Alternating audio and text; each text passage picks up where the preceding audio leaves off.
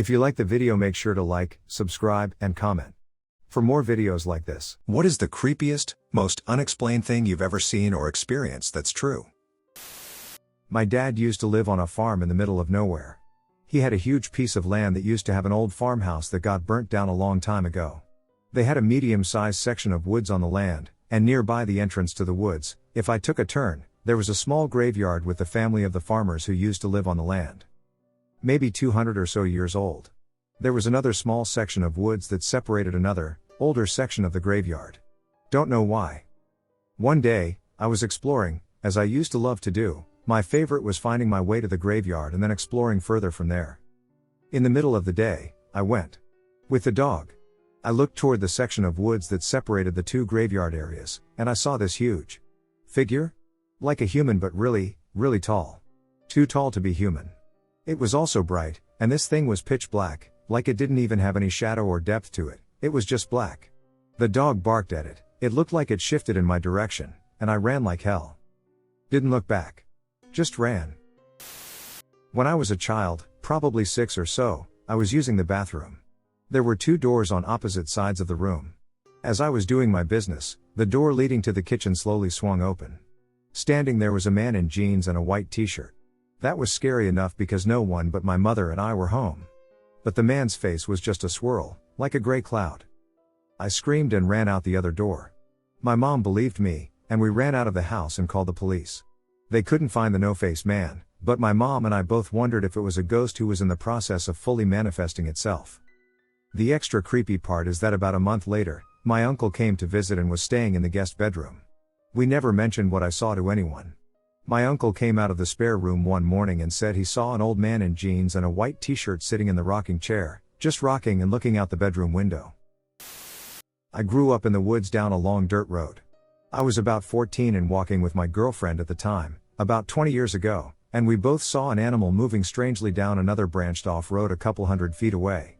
Not too far to mistake what we saw, but not close enough to get a super good look at it. At first I thought it was a baby deer, but then we realized it wasn't walking like a deer, it definitely had paws. It looked like a maned wolf with the comically long legs but was the same light brown as a deer. Maned wolves are not in this area at all, and it moved almost feline-like. Thinking back now, it could have possibly been a bobcat, but the weirdest part was the feeling I got, a feeling of pure dread when I saw it. I was still living at my parents' house, and at around 2:30 a.m. our Rottweiler was sitting at the back door barking, wanting to go out to use the bathroom. I threw on a hoodie and sweatpants and walked to the back door, where I found her growling, staring out the window. It was a little unnerving, but because of the dog, I felt safe enough to step out with her for a minute or two. As soon as I opened the door, she bolted to the corner of our property. On the side of the lawn she chose, we had one standalone lamppost providing just enough light to get a rough idea of the landscape. I started making my way over to the dog, thinking that she didn't need to use the bathroom at all and just had the zoomies or something like that, so my plan was to just grab the dog and go back inside.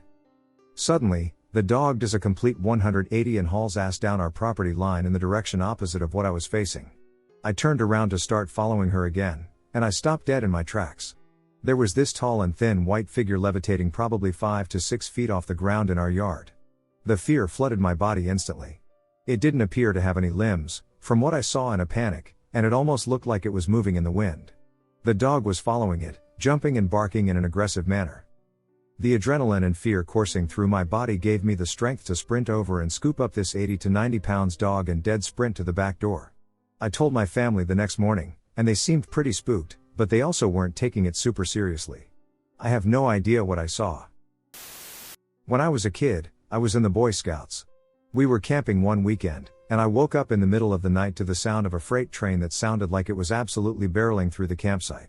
I had a friend staying in the tent with me, and I woke him up to see if he could hear it too, and he said he could. We didn't want to open the tent because the noise was so loud that we thought if we did, the train would come crashing through where we were sleeping. The next morning we were talking to everyone, and I asked if anyone else had heard the super loud train last night. Everyone looked at me like I was crazy, but the two of us swore up and down that there was a train that had just run through the middle of the campsite. Our scoutmaster even confirmed that there were absolutely no train tracks within several miles of the campsite. When I got home, I looked up where we were on a map to see that about 200 yards from where we were camping, there was an abandoned train track that had been converted into a hiking trail about 20 years ago. To this day I cannot explain what we heard. There is no possible way that it could have been a train. The tracks were all ripped out from where the trail was built, and sure enough, the closest train track was about 5 miles away from where we were, but I am 110% sure it was a train. I could hear the horn and the wheels clacking over the tracks. There's also no way it was a dream because both of us vividly remember it and talking about it the next morning. Okay, so, this one still gives me chills just thinking about it. I will say that, to a point, I believe in paranormal stuff. I have had too many creepy and unexplained things that I can confirm with others happen. However, I try to be very skeptical and always try to find the most reasonable explanations. This happened about 25 years ago. I was 7 or 8 years old. I was lying in the top bunk of the bunk bed I shared with my twin brother. We had an attached bathroom, and the only light coming into the room was the one emanating from under the bathroom door. I was lying in bed, listening to my brother cry as my dad tried to remove a splinter from my brother's finger. I looked at the foot of my bed, and I saw a man about 5 feet 10 inches tall, with long hair about shoulder length, a short beard, and what looked like a flannel shirt and possibly overalls or suspenders standing there, and his pupils were glowing, kind of green like if you see an animal's eyes in the dark. I started screaming, "Daddy, Daddy, there is a man in here, standing at the foot of my bed." I looked back, and he was gone, and I just kept screaming. I was terrified. This apartment had a front and back door, but they were absolutely locked as we lived in a bad neighborhood in a very old part of the city. 10 years later, I recounted the story to my dad, and he had honestly forgotten about it. He did say, and he did not tell me when I was younger, that he did from time to time swear he saw a man who matched that description, minus the glowing eyes, in the apartment late at night. My dad had searched the apartment a few times after seeing him, but there was no trace of a way he came in, and often, he would follow the man to a closet, and he just sort of disappeared. I was out with my ex-roommate on a night drive. We liked to go driving and get lost in the country sometimes and just jam out to music and talk. We lived in Central Eel at the time, so it was pretty much just open land and cornfields. It was super dark, though, so we couldn't see too much beyond the sides of the road and what was in front of us. My roomie was driving, and at this point we had the music off. She suddenly stopped mid-sentence. I had been looking at my phone, so I looked up at her when she got quiet. Her eyes were wide and her brow furrowed. I looked up at the road. On the left side, there was a man just ominously staring into the darkness. Not even half a block later there was another, doing the same thing. And another. About 10 seconds pass, and we see another man, facing the road but still on the left side, staring into our headlights with this blank, almost psychotic expression. My blood ran cold, and I couldn't explain why. It was so unsettling even though they were just people standing out there. After passing all of them, my roommate suddenly says, "What the duck was that?" I said I had no idea, but I wanted to go home. I'm sure there's some plausible explanation, but that night still makes me shudder for some unforeseen reason. My roomie was creeped out too. There weren't any houses out there, just fields with a few patches of trees. No farm equipment, no mailboxes, cars, or driveways.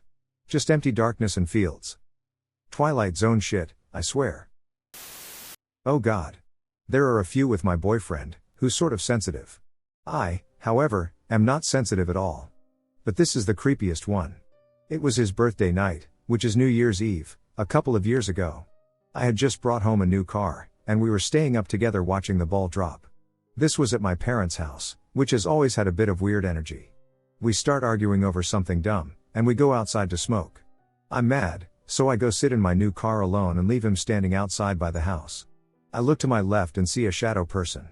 All dark, the shape of a child with sort of a large head, peeking out from behind the tree.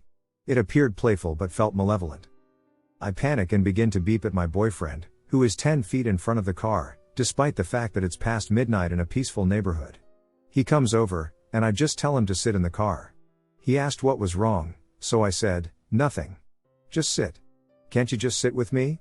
Mind you, we were arguing, which is why we weren't sitting together to begin with.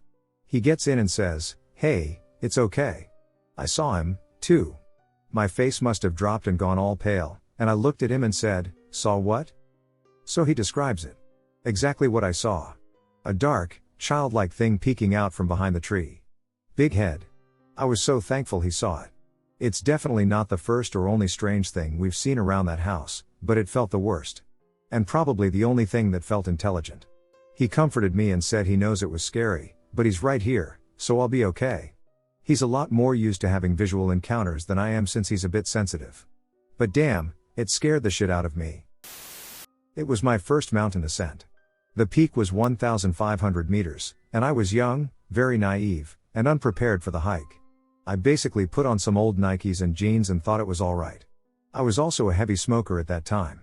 It was an organized tour, and there were about 20 people in the group. I was placed in the weak part of the group, but eventually, after 4 hours, I got to the peak.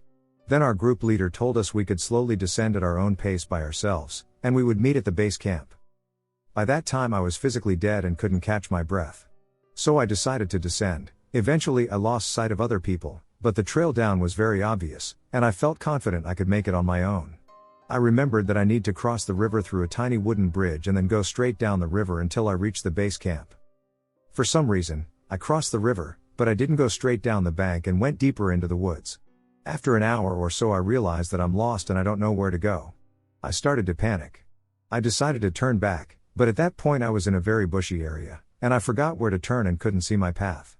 So I turned around and I saw my dog that died 1 year ago. He was still very chubby and very happy to see me and wiggling his tail. So I followed him, and he brought me back to the river, where I stumbled across a man who looked like a poacher with a rifle and stuff. He told me that if he showed me the right way to the base camp, I was never to mention seeing him to anyone. I gladly agreed. Then the man showed me the way, went into the bushes, and disappeared. My dog followed me for a while, but as soon as I spotted other hikers, he disappeared. I'm pretty sure it was exhaustion and oxygen deficiency, so I basically started hallucinating, and in a moment of panic and fear, my mind created an image of something that calmed me down and gave me hope, which was my dog. I'm still confident that man was real. However, some more experienced hikers told me that the mountain spirits tried to kill me for being audacious and disrespectful in my Nikes. Something watches me sleep at night.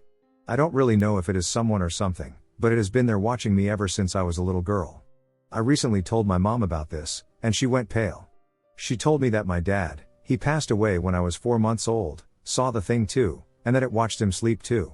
To be honest, I thought it was just my brain playing tricks on me, but it is too much of a coincidence that I see the same thing my father saw. Maybe I am going crazy or something, but I don't know. When I was in high school, I was going through a very rough time.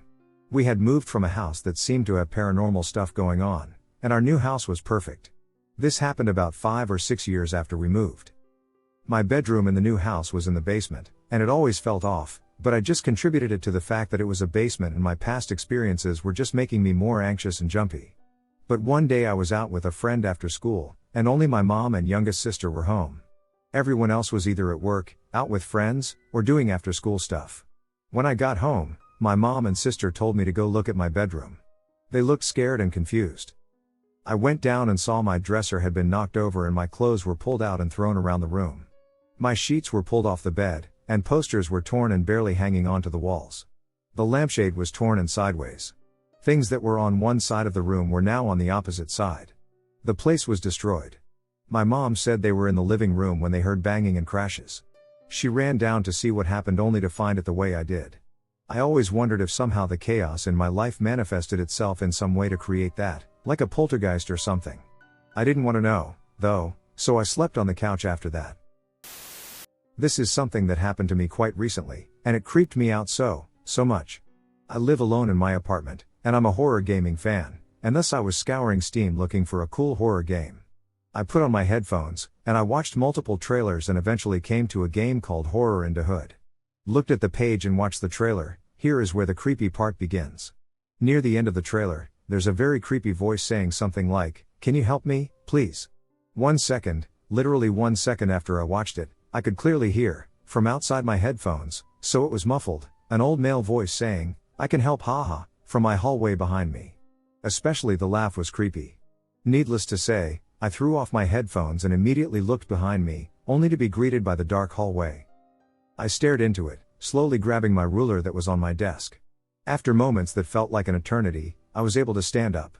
Slowly moved towards the hallway while grabbing a tiny flashlight I have on my nightstand. I flashed the hallway from a distance, but there was nothing. To give light to the hallway, I have to go into it and turn the switch there, which was very creepy to do.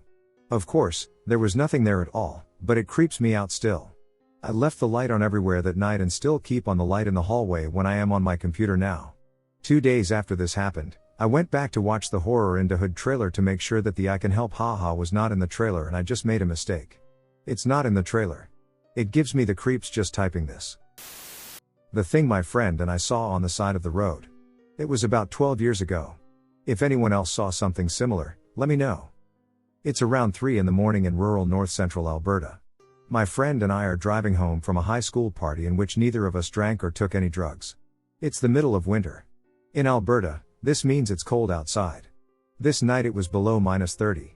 The whole way home, my friend and I are chatting about the usual things, what happened at the party, the boys we liked, etc. While most teenage girls are chatty, this friend in particular was a chatterbox. Mostly I would listen and just react to whatever she said, love friends like that. So, because she would do most of the talking and didn't require much input, I'd zone out sometimes looking out the window. We are about 5 to 7 minutes outside of town at this point, taking the highway, probably going 75 to 90 km/h. Using an online calculator that puts us around 6-7ish km outside of town in a sparsely wooded area with no services open in town. As we round a corner, I'm zoning out listening to my friend talk when, through the windshield, I notice glowing eyes off the side of the road, the headlights not fully hitting whatever it was. The eyes were green/yellowish. This would be normal, but these eyes are about 7 to 8 feet above the ground. At first, I think it's a hiker or someone walking back to town, but their eyes wouldn't glow, and no one is going to be walking that far from town or any houses when it's that cold and late outside. This was a town of less than 1,000 people. As we drive closer, this thing appears to have goat-like legs, is very heavy set, and stands on 2 feet. Its arms drop down by its side like a person's, and it appears to even have some kind of dark clothing on the top half. It had something like goat-like horns that curved but went upwards. At this point, my blood runs completely cold, and I have a full-fledged instinctual freeze response, hairs standing up on the back of my neck. I remember hearing my own disembodied voice think, I shouldn't be seeing this. This is wrong. I even teared up. We passed by it relatively quickly, and I can't stop thinking about what that was. My perception of time was kind of weird after that due to panic. But now the lights of town are in front of us, and I realize my friend isn't talking anymore. I turned to my friend and sheepishly said with tears still in my eyes, sorry, what were you saying? I must be going crazy, but I thought I saw something back there. She said, no, it's fine. I saw it too. Did it kind of look like a goat? So, she saw it too. We had no idea what it was. We both come from hunting families, and I know the easiest critique is that it was an elk or moose standing on hind legs. But the arms of an elk or deer don't just fall beside the body, they buckle outwards a bit. Regardless, it seemed human-like in its stance, and it was very heavy set. Then, you'd think, oh, it was a bear. But it had horns and curved back legs. I assume a moose would be the same as an elk or deer, but I've never really seen a moose standing ambiently, typically just when they fight. Even our responses were odd. You'd think, given scary movies, you'd immediately flip out and react. Both of us kind of just got entranced and terrified for a while, blood running cold. While the friend and I don't talk anymore, we talked about it a few times in the next years we were still in contact. She continued to refer to it as the goat thing. My friend and I are certain we saw a banshee and heard one too.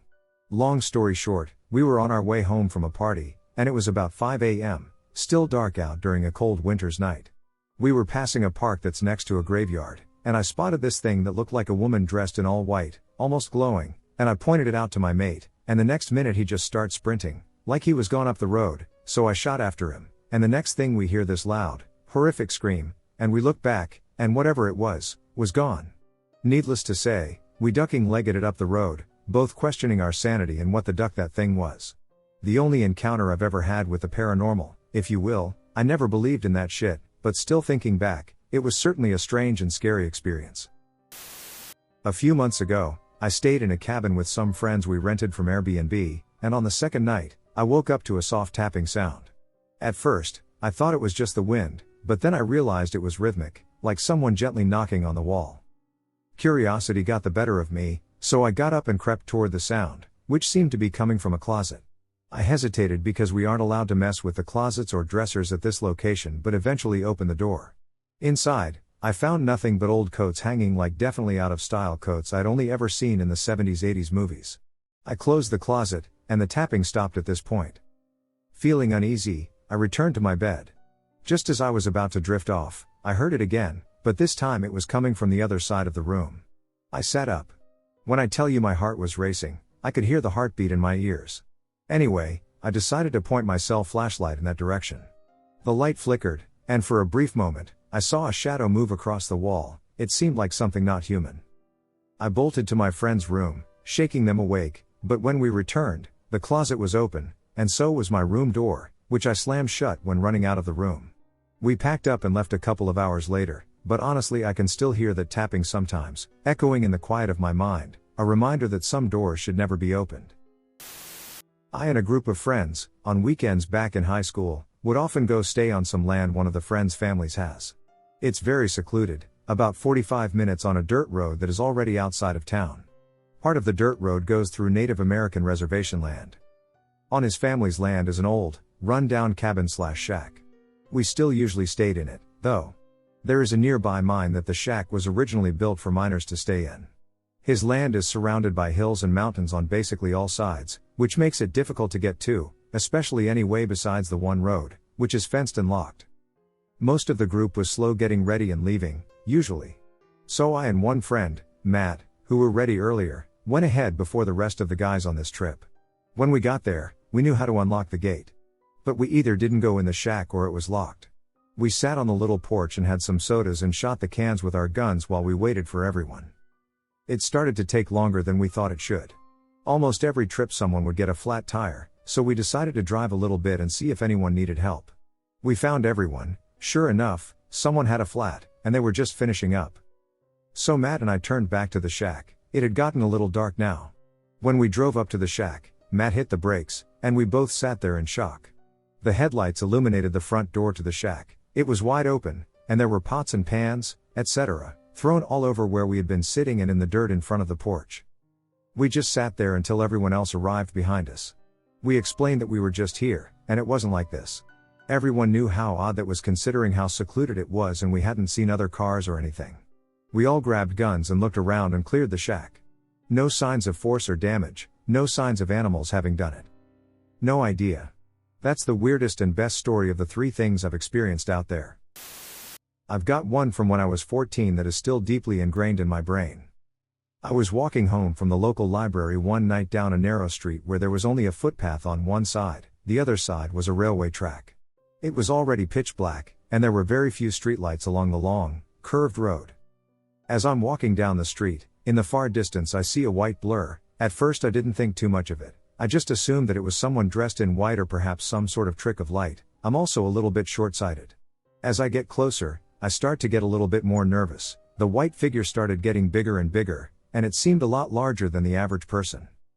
As I finally get within distance to get a clearer look at this figure, my heart basically stops. It's a lady wearing a full wedding dress, including a veil that covered the entirety of her face. Now I've seen enough horror movies to know this was the time to turn around and run, but I was literally entranced. I just kept walking forward towards her, trying my best not to look at her until we eventually approached each other. As I was walking past her, I gave a quick glance, which I immediately regretted. I could not see her face at all through the veil. She was very tall, easily over 6 feet, and had a large, intimidating frame. Furthermore, I could not see her legs/feet either, which was fine as it was covered, but the way she was walking seemed way too smooth. There was no natural walking movement. She did not look at me, nor did she react to me whatsoever. She just kept gliding forwards, looking directly ahead with no head movement. I also don't recall her making any sounds whatsoever. In fact, I don't even remember if I heard her footsteps. As soon as I was past her, I quickly accelerated my walking speed to get as much distance from her as possible. After about 15 seconds of this, I finally mustered the courage to take a quick look back, and what do you know, it's a literal horror cliché, she had completely vanished. There were no side streets at all, so I rationalized she must have gone into one of the houses. I proceeded to sprint down the rest of the road until I reached the main street with a lot more lighting. Even from there, I still jogged the rest of my way home. To this day I still have no idea what I witnessed that day, and I have never had any other supernatural or spooky experiences like that since. I still try to avoid this stretch of road late at night whenever I visit my parents' house. It's a tie between two things that happened while living in Arizona. There was this place sorta like a local YMCA that my family went to all the time. It had a fake beach that was basically just sand around a giant pool. My brother and I went up the path that looped around the back, and we found a strange-looking bird that was hiding in a bush watching its nest. It didn't have a beak, It was more like a bill, and the thing was multicolored like a parrot but with yellow spots all over it. It looked like something from a Dr. Seuss book. Since its leg was hurt, we asked an employee for help because we thought it was an endangered flamingo. The employee basically brushed it off as two kids making up a story, and when we went back, it was just gone, extremely confusing. The second event was with my whole family.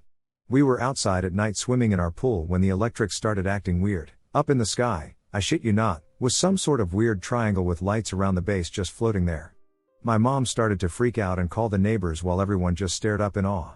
I remember feeling amazed but also with a horrible sense of dread in my stomach. It was surreal. The moral of the story: stay away from Arizona, that place is terrifying.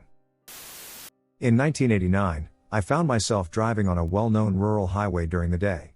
I was rounding an easy bend and shocked to see a small town on the right side of the road. There's a sign, St. Vincent. A few of the things immediately noticeable were a shop called Webster Welding, an old-fashioned horse-drawn water pump for firefighting, several large poplars with dead tops, and black and white painted rocks along the street that faced the highway. I kept watching in the rearview mirror, and it stayed visible. I drive a few miles, and there is a gentleman waving at me from beside his car. He's obviously broken down, and I pulled over. A quick chat and I learn he's blown a tire and wrecked his rim. He asks if I'll drive him back to the town. No problem. He gets in, and off we go. The town is not there. It's a dusty Alberta crossroad. This fellow and I just sat in my truck in silence. I raised an arm, and my hair was standing on end. His too. He said, all the trees were dead. Are we dead? Eventually I drove him to a nearby town. He simply got out of the truck and walked away. I remember it like it was yesterday.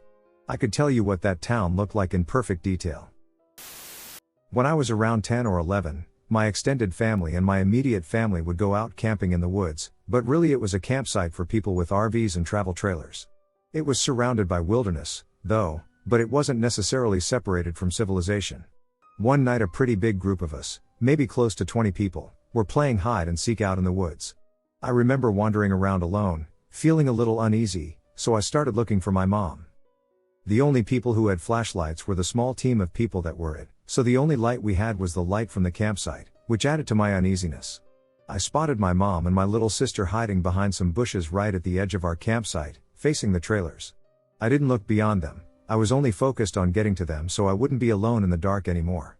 I remembered that I didn't want to scare my mom, so instead of reaching out and touching her, I whispered, "Hey, Mom." My mother jumped out of her skin and shrieked from hearing my voice, and it startled my little sister and me to death.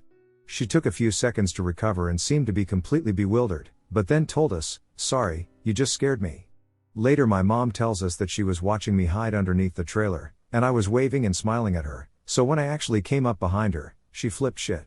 My older brother said he also saw me hiding underneath the trailer, but when he asked me a question, I didn't respond.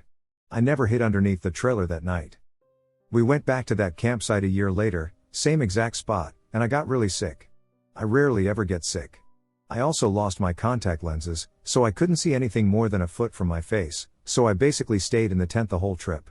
One night my stepdad was drinking with my uncle out in front of the trailer, and they saw me walking around. I started walking towards the woods, and my stepdad was asking me where I was going, but I didn't answer him. He thought it was really strange, so he went inside the trailer to ask my mom where I was, and she said that I had been in the tent all night. He went and checked, and I was sleeping soundly in the tent. After that we were all fully convinced that some paranormal entity was taking on the form of me to duck with us. We never went back to that campsite. I was 11. I went to my dad's house for the weekend. Dad and stepmom go to bed in their room.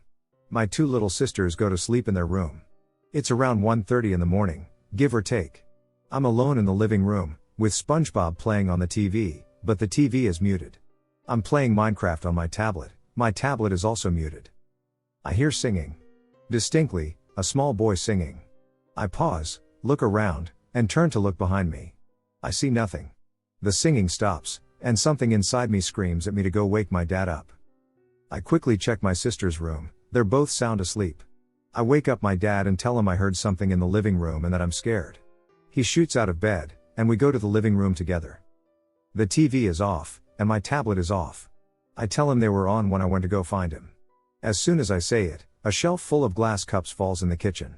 He grabs me, takes me to his room, wakes up my stepmom, and tells us to sit there and wait.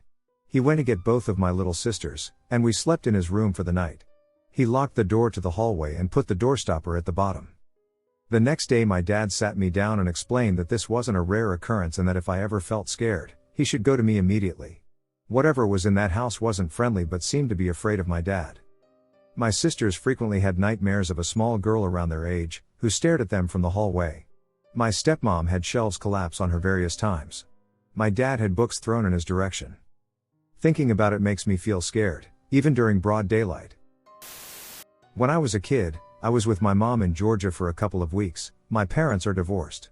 We would stay at my grandparents' house, located in the middle of a dense forest, which was allegedly haunted, along with the neighboring houses. Well, I'd say more just haunted. To me there was nothing doubtful about it, but I'll stick to the main experience that I remember so vividly. My mom was always a spiritual person, though she veered away from that path because it has always had a negative impact. I bring this up because she had a very nice, homemade Ouija board, with a shot glass as the piece. One night when she had her friends over, they were asking the board, or spirits, I should say, where they were in the house, how old they were, names, etc. The question of where they were located was the only one to get answered. Shockingly, it told them the woods. They all went to the woods surrounding the neighborhood, their house being the house at the end of the street. The woods were very nearby. My brother and I went along, and nobody really was hopeful to find anything. After about 20 minutes of walking all over the woods, at that point we were just exploring and almost forgotten about the Ouija board. We stumbled upon a small family gravesite, the earliest tomb dated in the 1890s, with about 4 to 5 total. All the stones differed in size, and the wordings were almost impossible to read.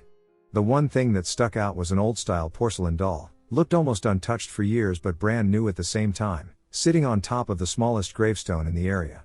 This was back in 2009, so smartphones weren't very popular, nor was I old enough to know how to use a camera, but I would put money on it that those graves are still back in the woods, and I have never had the chance to go and look for them again. I remember vividly one time that my parents took me to a school park on the way to my dad's parents' house. At the time we didn't visit them often, and the car ride was long even for 11-year-olds, so I didn't question it. I remember my dad didn't have enough space in his car for me and my 2 sisters, which made me confused because there was space, but okay, and he just took off without me. Well, my mom showed up in her car, but for some reason, instead of leaving, we went into the school. The halls were white and an ugly mustard yellow, and the lockers on the sides were a light blue-green. We passed this one locker, I can't remember the number, but it was something like 247 that had a dent on the front of it. Well then a weird duck toy came down the hall and ate me, so I woke up screaming. It was almost twice my size and on these weird car tires that didn't fit its body. The duck thing was wooden and was a dark green instead of the normal yellow. I was terrified.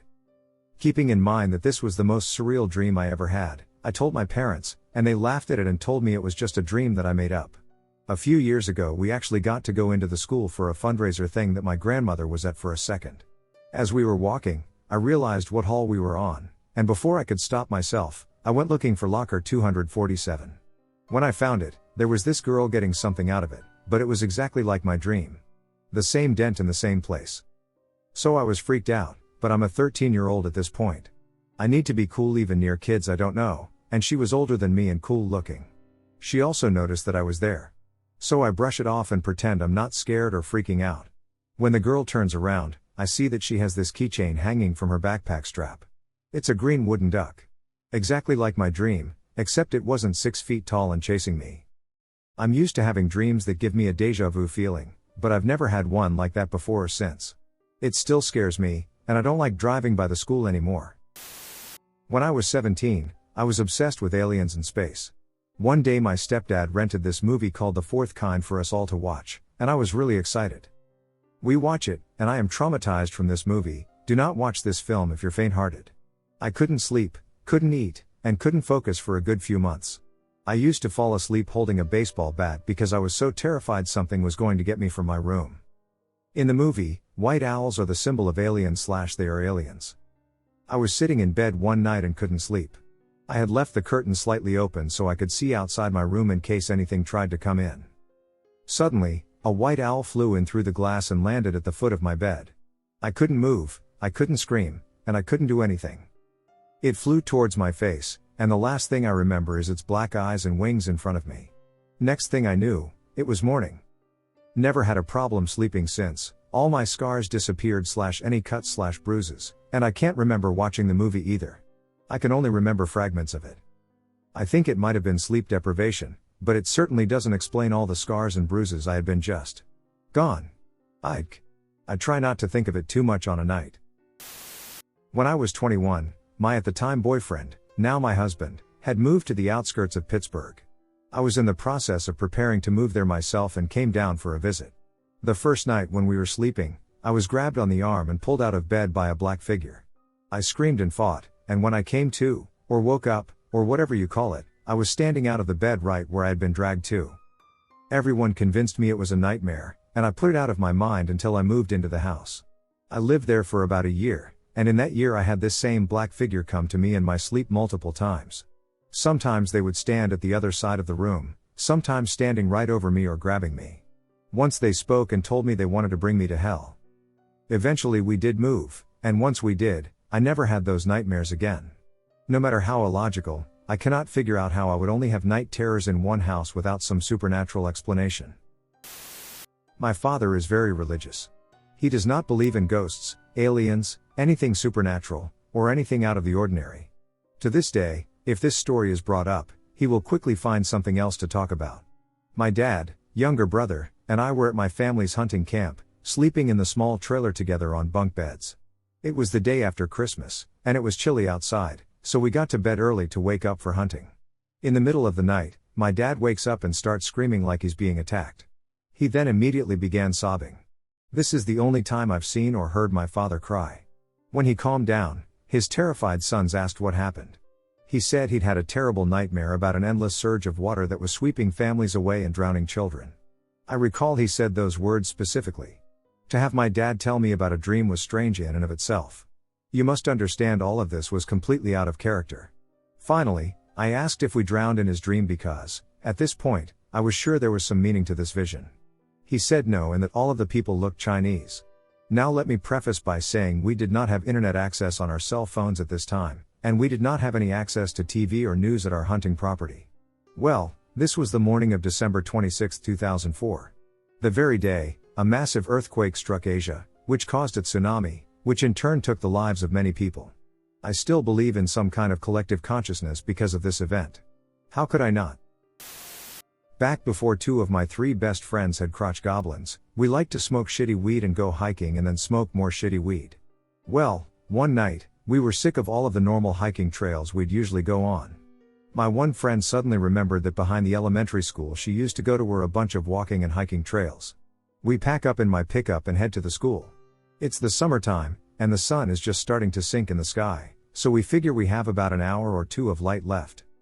We're high as duck, having a good time and being led by my friend down what she thought were hiking trails. They were deer trails. About 45 minutes pass by, and it's getting kind of difficult to see. We're probably 2 or 3 miles back in the woods and having a hard time finding the deer trails. We decide to smoke a bowl, take a selfie, and try to find our way back. We snap a few selfies and start looking through the pictures but see something weird in the background.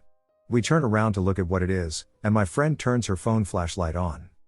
It's a ducking noose, with black sticky residue and chunks of hair on it. Mind you, we're in the middle of bumduck nowhere. We see the last of the fading skyline to our right and make a beeline for it, coming out into a field. We end up trudging the 2 miles back through hip-high grass in someone's yard as fast as we can, spending another hour walking around and trying to find my truck. We've been wanting to go back to find it, but 2 had babies, and 1 lives in Michigan now, so it'd just be me looking. I don't think I'm about to venture into those woods alone anytime soon. So I grew up during the satanic panic of the 80s and was raised in a Baptist home where the devil was hiding around every corner to get you. Stories, some of them true, about pentagrams in newly developed cul-de-sacs and animal sacrifices, children's kidnappings, the white van, etc. were very common. I had a couple of odd experiences growing up that I couldn't explain but always thought were my imagination. I am now agnostic, as I believe most religions share the same don't be an asshole teachings about being a good person. I do feel like there is darkness in the world that can't always be explained. In my early 20s, about 20 years ago, there was a gang of us who rented 3 apartments, all in the same building, and weekly hangouts were a thing with drinking, smoking weed, and occasional other substances for the party. We all got to know each other really well, and after about a year and a half, We were all chilling upstairs in the top floor apartment. It was midday on a Saturday, and it was too early for getting into the smoking and drinking, and we were just chilling, playing some games. One of the ladies was getting bored and asked if we wanted to play the Ouija board that was on the bookshelf. We all said, "Why not?" and gathered around the coffee table. We played for a while, asking all of the dumb shit about what our parents were doing, what their name was, how old they were, etc. etc. One of us asked if the demons were real, and they responded yes. He then asked for them to prove it in a way that we could understand. Suddenly, the entire house shook violently. Like an 18-wheeler ran into the side of the building over and over. Bang! Bang! Bang! Bang! It went on for a couple of minutes, and all of us were freaking the duck out. We immediately put everything away and went outside. I have never been as sober as we were in that moment, like reality had been peeled back for the first time. We checked with one of the guys in the bottom floor apartment, and they hadn't heard a thing. I don't know if it was a group delusion or if it was real. I will say I have never touched another Ouija board again. To this day I can't reconcile my understanding of the world with those events. One night I was asleep. I sleep with my bedroom door open, and I keep the hallway light on. That night I woke but couldn't move or speak. Nothing. This has been happening for years, so on this particular night I told myself I have to see what it is that's doing this to me. So in my mind I said Jesus Christ, and whatever it was released me, so I opened my eyes quickly, and I kid you not, I saw a short, fat, pale-skinned, bald-headed being with a tail. It was about 3 feet, and it jumped onto my closet and disappeared into the wall. I couldn't believe my eyes. When I looked at my bedroom door, it was almost closed, just a peak of light was coming in. I don't know what it was. When I was in high school, I lived in a neighborhood that had a big park area down the street. During breaks, all the neighborhood kids would go down and hang out, and we were all pretty good friends. There were a couple of ramadas that were pretty well lit, and we would hang out there at the tables often late at night. There were 2 tables, both diagonal. One side had you facing the pathway up to the ramada, and the other side had you facing the grass area and basketball courts. My friend Matt and I were on the side facing the pathway, and suddenly there was what looked like a teenage boy run past and duck behind a trash can that was right in front of us. We both stood up immediately and looked at each other and basically at the same time asked, "Did you see that?" I saw a young guy, wearing a white t-shirt and a white hat. We both asked each other questions one at a time to kind of test if the other person saw it. I asked Matt if the kid was wearing a hat, and he said, "Yeah, it was white." Of course we got up and checked the trash can, and there was no one there and no signs of movement behind it.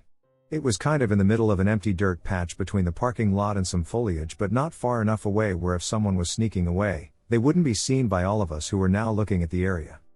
Anyway, we just chalked it up to being a ghost, and me and him were the only ones who saw it. I have 2 other experiences that happened with other people at that park too, but this one was the first that really stuck with me. My name is Steven, and this story takes place when I was 14 years old. Where I live, there is a nature preserve just up the road I live on. This nature preserve has a park, soccer fields, etc., the perfect place to hang out with your friends. At the time this took place, it was sometime around April, so it was just starting to get warmer where I lived. My friend and I had spring tryouts for our school soccer team coming up, so we would go up to the fields at the nature preserve every day when we got back from school. This particular instance we went to the park at around 5:30 and left around 8:30, so it's quite dark out. Now this road that this nature preserve is on becomes very eerie and dark because there are no lights once you pass my neighborhood, and it's a good 15-minute walk from my neighborhood, so we are in the pitch dark for a good bit. I happen to be on my skateboard, my friend on his bike. This is a key detail later in the story. Now obviously a skateboard and a bike have a speed difference, so in order to stick together, we just decided to walk our vehicles until we were back in a lighted area so we wouldn't get separated. I love to document everything I found intriguing, so every day when we would walk home in the dark, I would record in case I caught something interesting or unexplainable, which I definitely did. We were about halfway there, and we were joking and trying to scare each other, saying things like, "Imagine Pennywise just comes out of nowhere." Looking back at that, we probably jinxed ourselves lol. Now the road is surrounded by woods, and there is lots of wildlife in our area. All of a sudden we hear footsteps right next to us in the woods, and we immediately stop talking and become very alert and ready to book it if something pops out. And then the scariest shit happened. We heard a voice say my friend's name, immediately after a growl-like noise, and this tall-ass thing just pops out of the ducking woods, and my friend just leaves me behind on his bike, so I throw my skateboard at it and run. Keep in mind all of this is on video, so I have proof, and anyone wants to see. But oh my god, the adrenaline. Once we got home, my friend's dad got his Glock, and we went back to retrieve my skateboard, and that's about the end of the story. I'm the oldest of 4. When I was a senior in high school, my parents went with my younger siblings to a baseball tournament for their travel teams. This tournament was 4 hours out of state, and I couldn't go because I worked that weekend. So I worked all weekend and slept over at my friend's house at night, who lived across the street from where I worked. So Sunday night comes, I get off work at 10 p.m. and go back to my house. I sit in the kitchen on the first floor and eat my salad I took home from work. About 10 minutes later, my parents and 3 dirty children walk in baseball uniforms. My mom said her signature line, "Okay, guys, upstairs and shower all that baseball dirt off." So all the little kids run upstairs and shower. My mom follows the kids upstairs to take her contacts out. My dad and I are hanging out in the kitchen eating and talking. My dad then gets up and does what he always does when we get home. He always checks all the locks on the doors and windows to make sure no one broke in. He confirmed everything on the second and first floors, then came the basement. He walked downstairs, got to the bottom stair, and screamed, "What the duck?" Which was jarring to me because my father never swears. I run downstairs to see that all the furniture from our entire finished basement is crammed into the small room to the side of the staircase, a room we definitely left completely empty on Friday. "What happened?" He yelled at me. "I don't know. I got home 5 minutes before you." As completely insane as that was, the most horrifying part, and I swear on my life that this is 100% true, was what I saw next. I looked under the coffee table, stuffed into the room with all the other furniture. Under the coffee table sat a crucifix. Not just any crucifix, though. This crucifix had been nailed to my bedroom wall on the top floor of the house.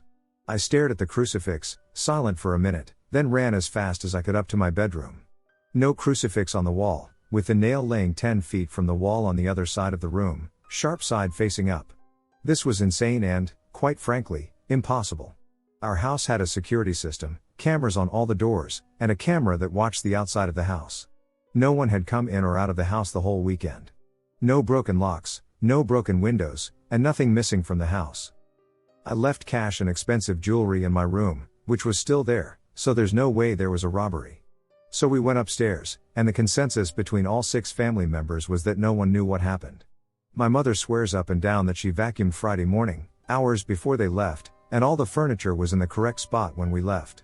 I have no explanation for this, and I'm honestly just so happy we don't live in a haunted house anymore. So my younger brother and I were about 11 and 12 at the time and were taking a dip in the swimming pool we had in our backyard that sat at the edge of some woods. It was during summer break, and the sun was just starting to set, so we decided to call it and head inside. When we got out of the pool and headed to the back porch and were drying off, it was only about 20 feet from the pool. My brother was looking into the woods and asked if I saw that. I thought he was messing with me because he was looking essentially just to the left of our pool at a distance of what was only like 30 feet away. I want to add that my brother and I have great vision, and none of us needed glasses, but either way, I couldn't see what he was looking at. I asked him what, and he could only quickly say there are like Smurf things running around the edge of the tree line. I kept looking, and for whatever reason, I finally noticed a figure that was standing only maybe 2 to 2.5 feet tall running behind some saplings. I could see it as a very skinny and lanky, although short, figure, but it had no features that I could actually see. Think of it like a stick figure.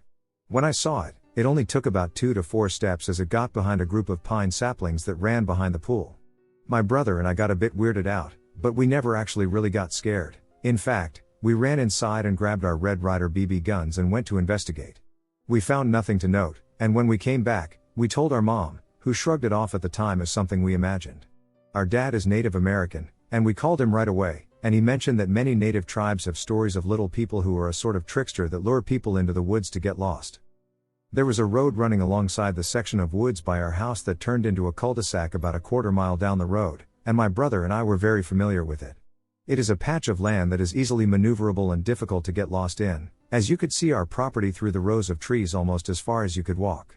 Nevertheless, speaking to other family members and close native relatives at school, I came to find out that many of them have their own little person story. I like to think I'm skeptical about legends like that, although I'll admit I want to believe in those stories. I really don't have an explanation as to what that is. As for what my brother saw before I noticed anything, he explained to me that he saw essentially the same thing, just with multiple of the creatures scurrying into the thicket by the pool. I've always wanted to tell this story. When I was about 8 or 9, my mom took me and my sister to the playground. We ran off and climbed around separately. Now, we had just moved to a new state less than 1 year before this happened, so we didn't know many people yet. So imagine my surprise when this girl runs up to me and goes, "Banana vendetta. Why are you ignoring us? We've been calling your name, come play." I did not recognize this girl. I didn't recognize her friends.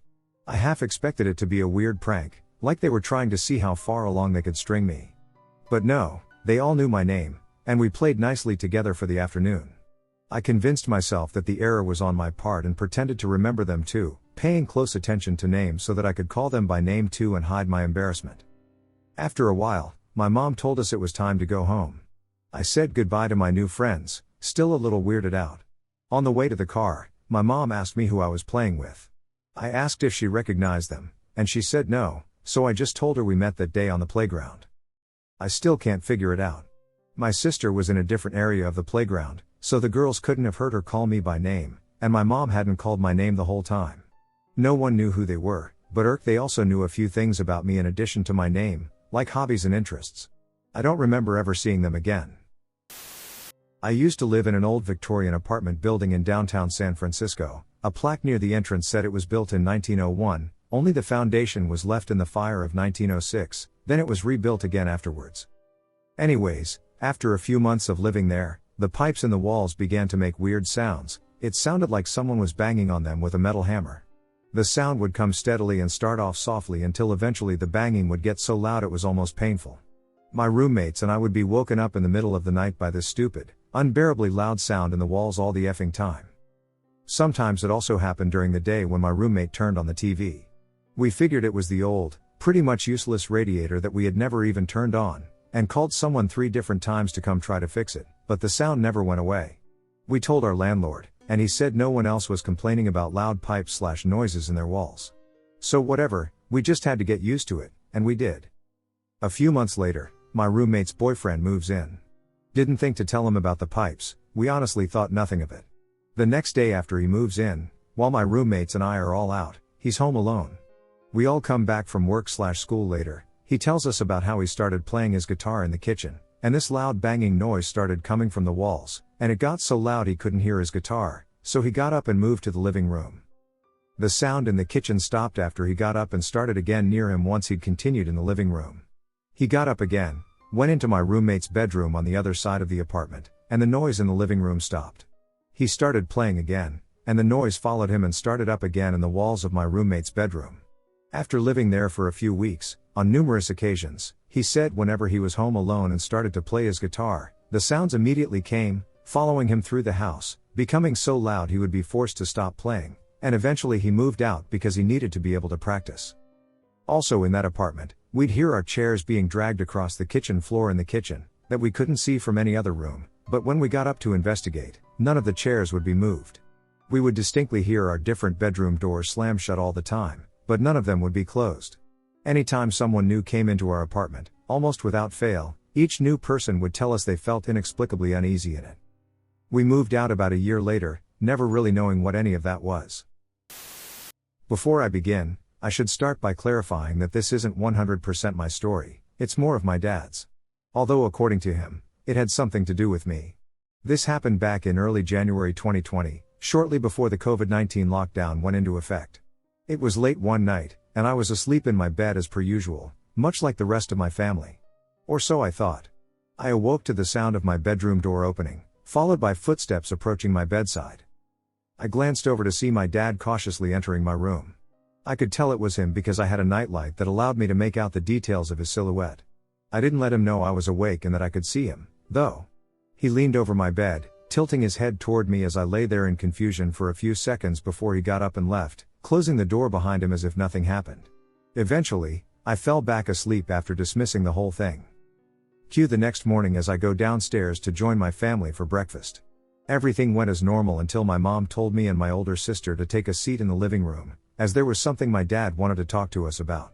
Confused, we both complied and did exactly that.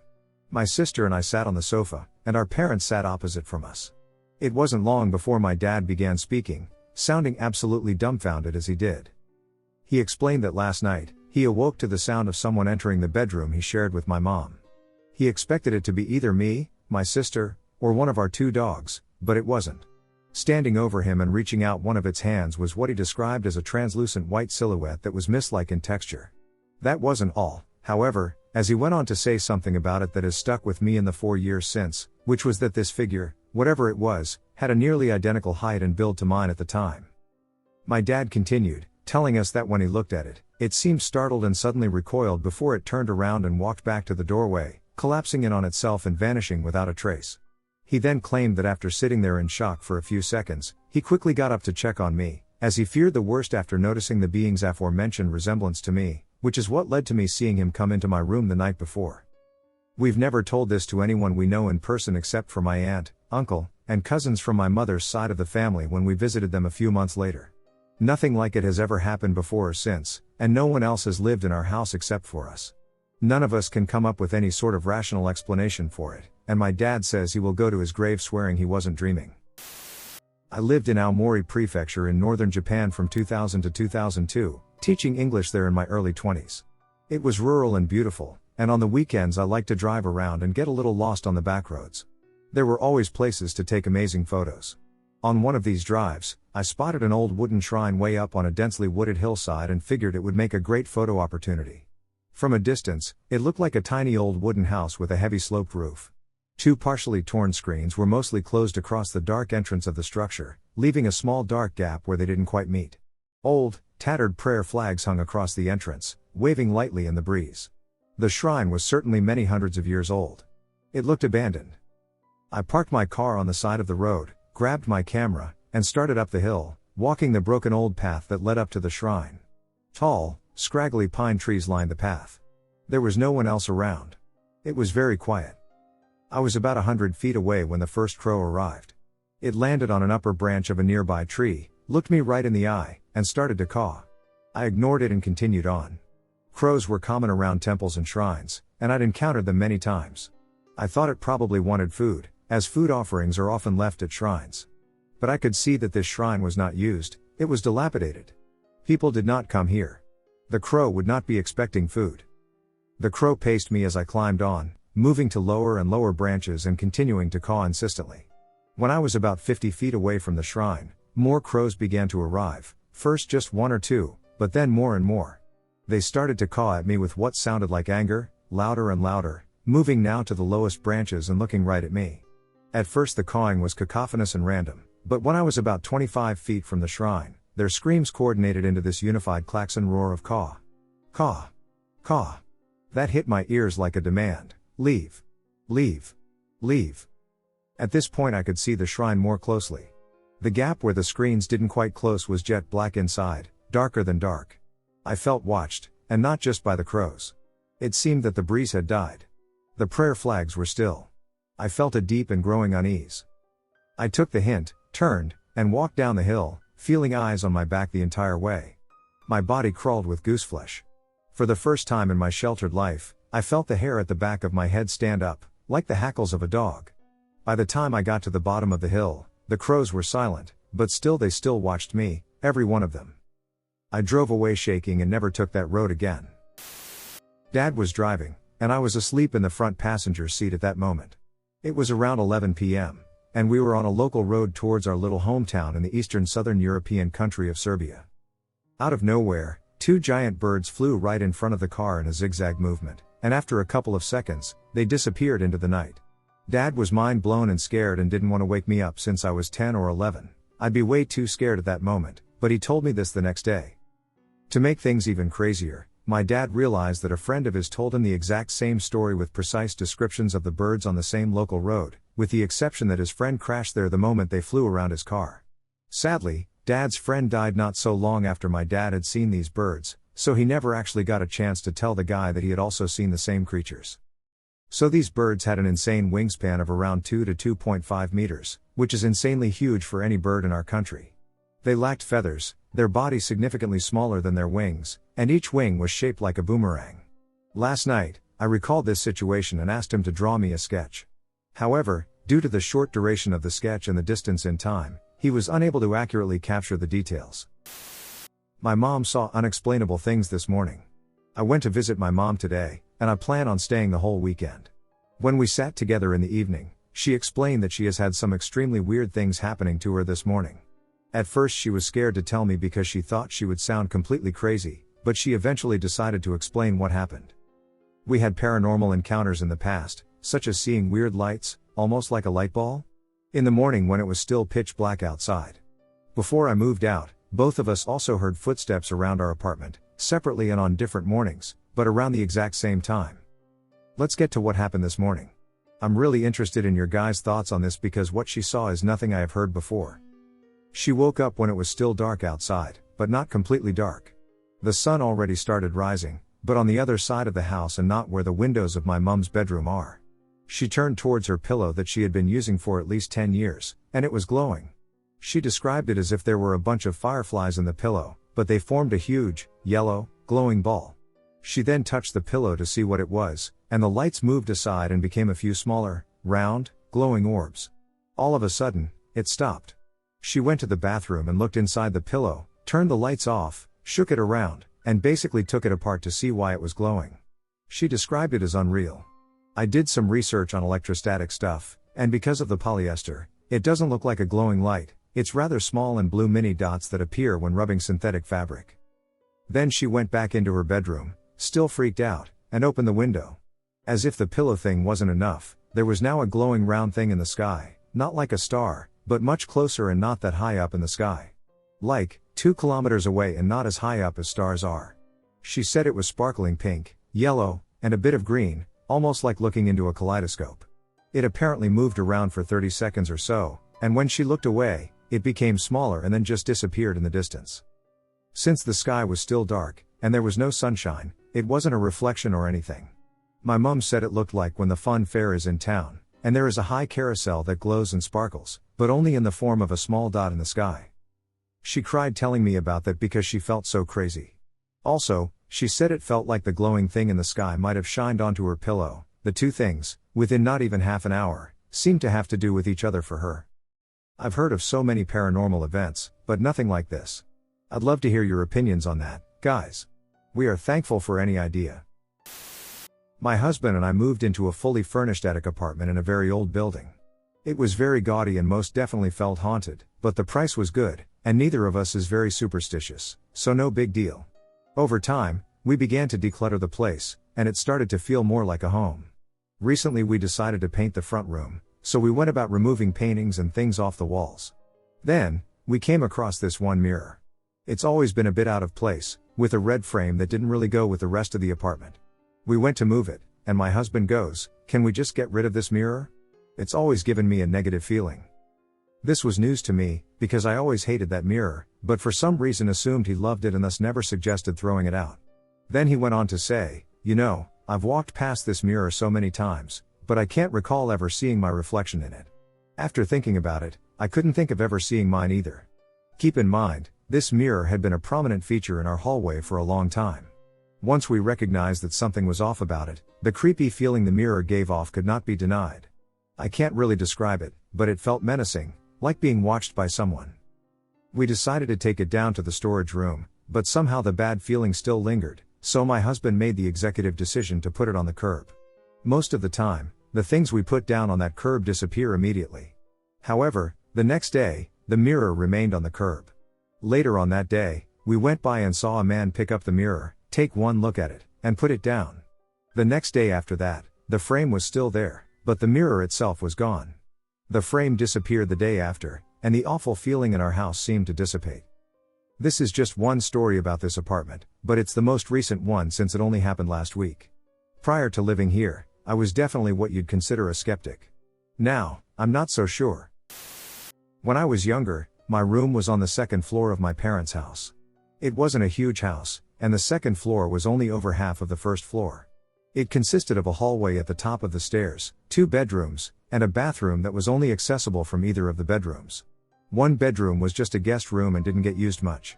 My room was at the end of the hall opposite the top of the stairs, and to the left of my bedroom doorway, inside my bedroom, was a hatch that led to the attic over the remainder of the house, which I had a poster over.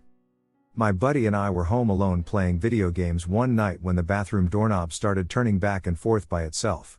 Both of us were freaked out but wanted to see what it was, so we both got up and walked over to the door and opened the door to see what it was. There was dead silence in the bathroom, but the door to the other bedroom was open. It was never open because I hated going into the bathroom and looking into the dark empty guest room at night. So we are freaked out, but we go back to our video games, and about 5 minutes go by, and the poster over the hatch to the attic falls off. This poster had been there for months and was held up with tacks. The tacks remained in place, but the corners of the poster all just ripped away from the tacks, and less than a minute later my bedroom doorknob starts turning back and forth. My buddy and I both get up again and open the door. As we open it, we hear loud footsteps running down the stairs. Too freaked out to check what happened, we just closed and locked the door and didn't leave my room until morning. One other time when I was home alone a couple of months later with my parents' old dog, Buddy, I was in the kitchen making dinner. This was like around 6 p.m., so the sun's just going down. All of a sudden Buddy, who was lying by the kitchen island while I was cooking, got up and started losing his shit, hair standing straight up on his back, and started running back and forth to the bottom of the stairs and back to me. Every time he got to the bottom of the stairs, he was barking and snarling towards the top of the stairs. Buddy was the type of dog who, if a stranger came over, or someone he didn't know, he ran up to them to greet them, tail wagging, so this was very strange to see him like this. I later asked my older brother if he ever had weird things happen upstairs, the bedroom with the attic hatch, and it was his room before it was mine. He told me he would regularly hear something in the attic and ended up putting his dresser in front of the hatch. I know it's not as creepy as some of the stories on here, but that house was pretty sketchy sometimes. I'm glad my parents moved. I was living in the historic part of the east side of Providence, Rhode Island, and within my first day or two of moving in, it was obvious that there were a lot of things that weren't normal. The first night my GF and I were lying in bed, and our bedroom was connected to the spare by a bathroom, and I was using it as a home studio because I was attending college for audio and had a lot of gear. We both kept seeing movement in the spare room but chalked it up to our eyes playing tricks in the darkness. We started hearing movement and a loud bang, which ended up being a microphone stand, which had a tripod base, fall over, but the base was fixed and could not just fall over on its own. I noticed that my microphone was on and recording from when I was testing it earlier, and out of curiosity I went and listened because I could see spikes in the sound waves before the big bang, and that's when I realized the place was haunted. Before the bang, you could hear what sounded like two little kids talking about how we could hear them, and then one of them said, "Push it," followed by a loud electrical hum and the bang from it falling. After that you hear me go into the room and say, "What the duck?" And you could literally hear children giggling and what sounded like a little boy say, "I did it." I got creeped out and closed the door to the spare room and the bathroom, and less than 10 minutes later you could hear the doorknob trying to turn on the bathroom door and the sound of someone trying to pull it open twice. My cat noticed as well and kept looking under the crack at the bottom of the door, then all of a sudden jumped like 3 feet in the air and ran under the bed. From that moment on, my curiosity outweighed my fright, and I started doing EVP sessions and got some of the clearest and longest replies I've ever gotten to this day. The more I recorded, the more the activity increased to the point you could hear voices without even needing to record. They would whisper in mine and my girlfriend's ear as well as occasionally make audible replies to questions you could hear with the naked ear. They had a washed out kind of echo/reverb sound, like being in a big room with no carpet. One night my GF was baking cookies, and out of nowhere we both heard an older woman say, "Smells good." It was clear as day, and it was just me and her that lived there. I could go on for days, but one of the creepiest things I'll never forget was when my girlfriend and I were lying in bed watching TV and heard what sounded like feet shuffling on a carpet, so naturally we both looked in the direction of the sound, and she jumped back, while lying down. She must have noticed it a split second before me, but there was literally a young girl just standing there with a deadpan, expressionless face that looked puffy or lumpy, almost like bloated or something. The image is embedded in my mind to this day, but I really can't accurately describe it. It seemed like it lasted for minutes but at the same time seemed like only a split second, if that makes sense. We both just lay there for a minute and tried to comprehend what we just saw. Even though we both saw it, I don't think our brains fully comprehended it right away, but once we gained our composure, we both described the same thing in detail. I lived there for 2 years after and went on to do hundreds of EVP sessions as well as have the TAPS team come to the house, Ghost Hunter's actual team of investigators. They are based in the same state. They got an EVP saying something or someone was buried in the basement, and we went to check, and there was one spot that looks like it was dug up and cemented over. I got the creepiest, clearest EVP ever that night, and it was from my microphone I had recording in my studio room while we were in the basement.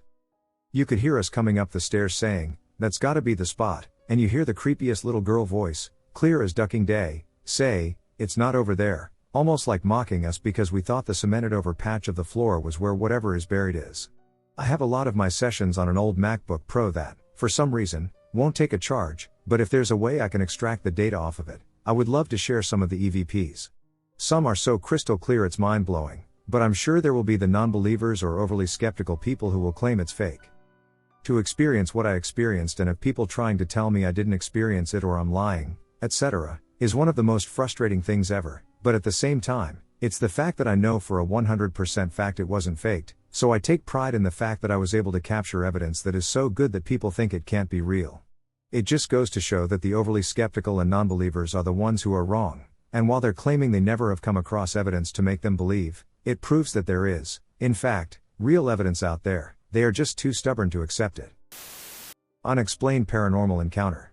My mom had one of those old TVs with the VCR combo. One day I went to her house, and the TV was by the dumpster. I asked her what was wrong with it. She said it cuts on and off by itself and is acting weird. I went and got the TV and said I can fix it. She said, "Don't, just throw it away, please." But I was newly married and broke, so I took it. Got the TV home and plugged it in, and it worked fine. Until about 2 nights later. I woke up about 3 in the morning to a pitch black background on the TV and a skull looking around the room. But it wasn't like it was regular. It was like 3D, almost coming out of the TV. No sound, no white noise, just a skull with a black background. I could tell this wasn't a commercial or a TV show. It was just way too realistic. I didn't move a muscle, I just lay there looking at this skull, looking around my room for about 3 minutes. Longer than any commercial, which is what my logical brain wanted to convince me it was. So finally I decided I'm just going to get up and go for the remote and turn the TV off. The absolute second I moved, the skull went away, but not just like blinked off but more so like descended into the black background really quickly, like something pulled it out really fast. In that split second, Beavis and Butthead popped on. I watched MTV every night to sleep. I went back to sleep, and the next morning threw that TV in the dumpster. I told my mom what happened, and she just got this eerie look on her face and said, "I told you to throw that thing away." My grandmother gave me a jewelry box for Christmas, one of those old ones that needs to be cranked up so it would open. I had it for many years, and I never used it. Kind of just had it there as decor. So anyway, I shared the bedroom with my 2 other sisters. Yeah, we crammed in 3 twin beds, side by side, and one night, I heard scratches coming from the walls. I just remember praying to God it would stop. Every time I prayed, it would actually stop. Once I stopped praying, the scratches continued. I'm freaking out at this point, so I just prayed until I fell asleep. Same night, I wake up out of nowhere, and I can hear the jewelry box playing. Now I'm so scared, I'm literally frozen. I could not move, scream, or anything. I'm just thinking, who the hell cranked it up? We were all sleeping. I tried reaching for one of my sisters, and I couldn't move. Once the jewelry box stopped playing, I let out a scream that woke up the entire house. As I'm explaining this bizarre thing, I see a white light come up from the floor, and it sort of lingers in the air. As I'm staring at this light, everyone is asking me, "What's wrong? What do you see?" Again, I felt as if something was holding me back from moving and talking. This light then goes inside the outlet in our bedroom, and all of a sudden we lost power. However, my dad was able to restore the power that same night, but to this day I cannot explain what had happened. My tenants and I have been living in this log house for a year. We live in rural BC, Canada. My now wife had a girl living with her, let's call her Bree. Bree was shy, quiet, kept to herself, young, and going to school. She rented a room in the basement suite where my wife was renting, and she was her roommate. My wife swears up and down that before I came, she didn't hang out as much, she was in her room, and she would go to work. Well, as soon as I came into the picture, me and my wife and I started dating in May of last year, she changed. Well, I started talking to her. Innocent, like, "How are you, Bree?" Or "Good to see you again, Bree," just trying to make her feel like she wasn't trapped in her room. So she started coming out, asking us questions about boys, relationships, and how to talk. Mind you, her family life was a bit of a mess, so we assumed no one taught her anything, so we openly conversed with her. One day, she left the house, and her friends started getting her into witchcraft, and it wasn't the innocent crystal collecting stuff, like heavy stuff, and her demeanor changed. She was talking to herself, she was accusing others of using her, and she would just get closer and closer with me. Now I just chalked it up to her liking me because she saw a normal, healthy relationship, and she wanted some of that, but it was more sinister. Something latched onto her, and it changed her. She would walk into my wife's bedroom, and the mood and the atmosphere would change. One day, when I was staying the night, she came into the bedroom, demanding if we had anything to do with some imaginary situation she had thought had happened. Didn't know what it was, but she just said, "Can I stay here with you guys?"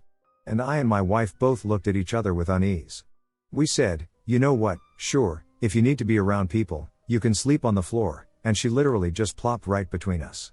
Now, I would never, ever cheat on my wife, but when she sat right between us, a thought that was not my own came into my mind, and it said, "I wonder if I could have a threesome right now," and do not get me wrong, Bree was a solid 8.5, but my wife was, still and always will be, in my eyes, a 10. So I immediately said, "All right, Bree, can I pray for you, like lay my hands and pray over you?" By the way, she is a Christian, and she agreed to the prayer. We prayed, and immediately, she wanted to leave. So she did. She went to her friend's house down the street. When she left, something stayed.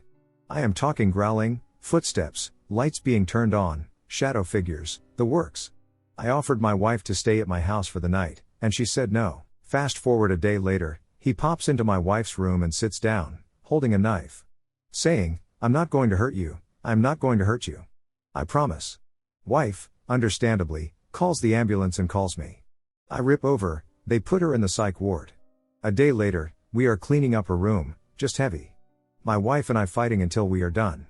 We then leave the room, and we feel instantly better. Now, this story continues. Even now, we have heard people walking upstairs, the tenants have heard it, they have seen shadows. It's messed. But down in the basement, nothing. An unexplained experience when I was 16. When I was around 16, I woke up one night to go to the bathroom. The bathroom door was across the hall from my bedroom, with the main bedroom at the end of the hall. I got out of bed and was only thinking of going to do my business and coming back to bed. When I stepped out into the hall, though, I was overcome with a sense of dread, like something was coming up behind me and fast. It was not the first time I had that feeling in the hall. I had experienced it many times over the years, sometimes during the day, sometimes at night. There was never any reasoning as to why I would sometimes get that feeling, and as soon as you would step out of the hall into another room, the feeling would go away. That night I just did the usual and hurried quickly into the bathroom and went to close the door behind me, but it wouldn't close. It stopped about an inch from closing, like something was blocking it from moving further.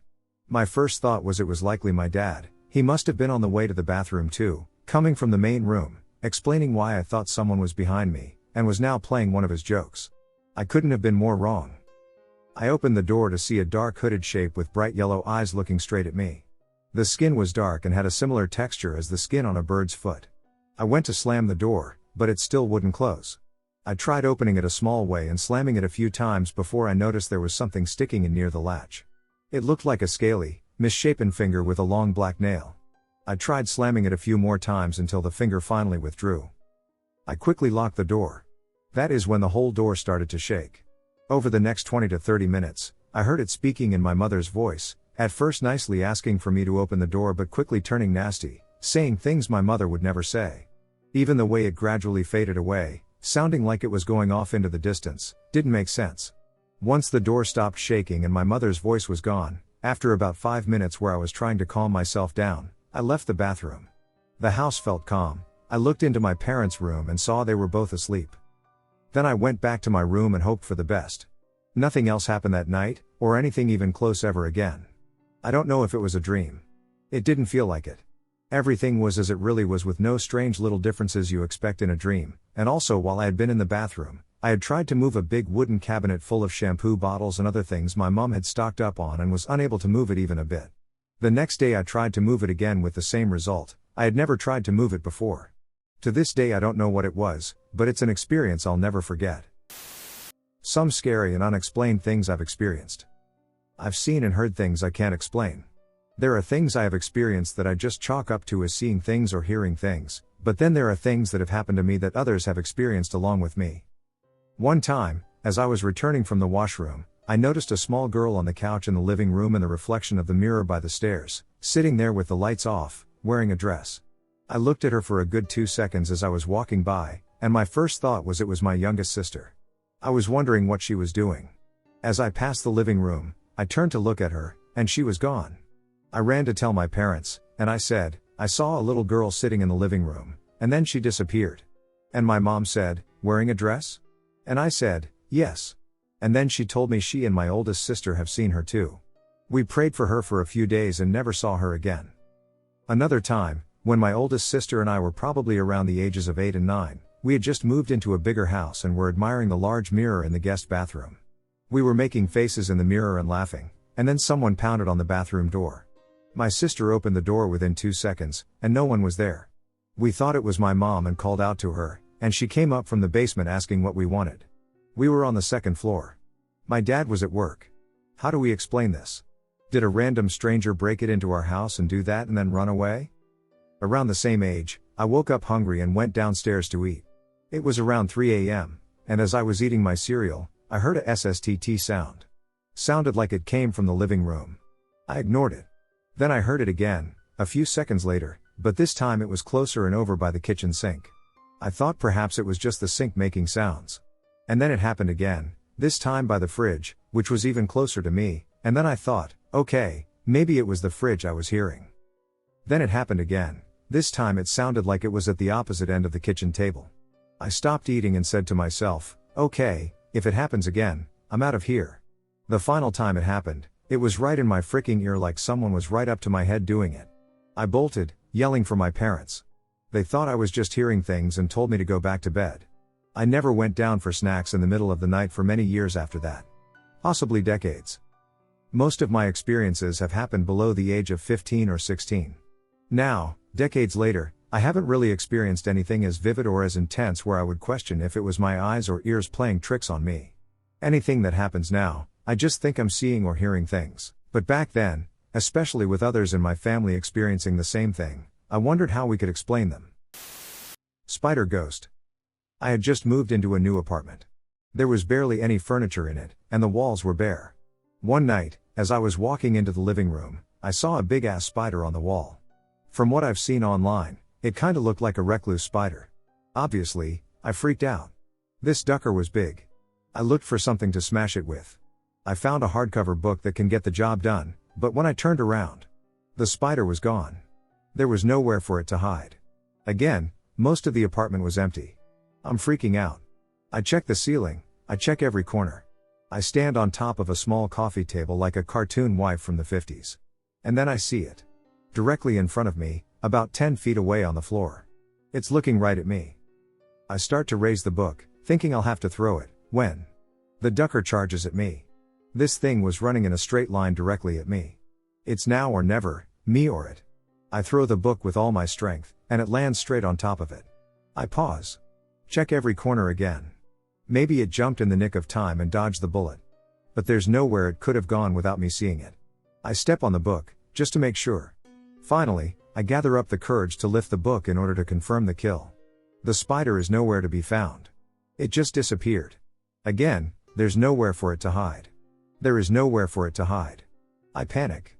I start searching the whole apartment. I check behind every door. I check every closet, every cabinet, everywhere. I didn't kill it, and it didn't escape. It has simply vanished. Eventually, I calmed down and fell asleep. But after a few days, my son started having nightmares about a giant spider. I didn't tell him about the whole incident with the spider. He didn't see me either, he wasn't in the apartment that night. There was no reason for him to think that a spider was in the apartment. But he had those recurring nightmares for a couple of days.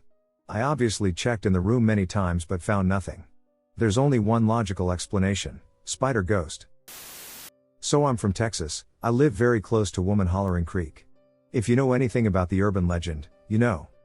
So, my boyfriend and I ran to the corner store on our drive there. We literally went over a water bridge on the creek, we made it to the store, bought our snacks and drinks for the night, and started heading home. We live in a rural area, so it's very dark at night, and when you're driving on the street, all you see is trees. I was born and raised on that creek, and I've never in my life experienced anything weird. I 110% believe that it was all a myth. We were listening to music in the car and were heading downhill right to the water crossing, jamming to Paramore, having a good time, and all of a sudden it gets super cold. I mean, like, chilling cold. It was coming from behind me, I felt sick immediately, I felt faint.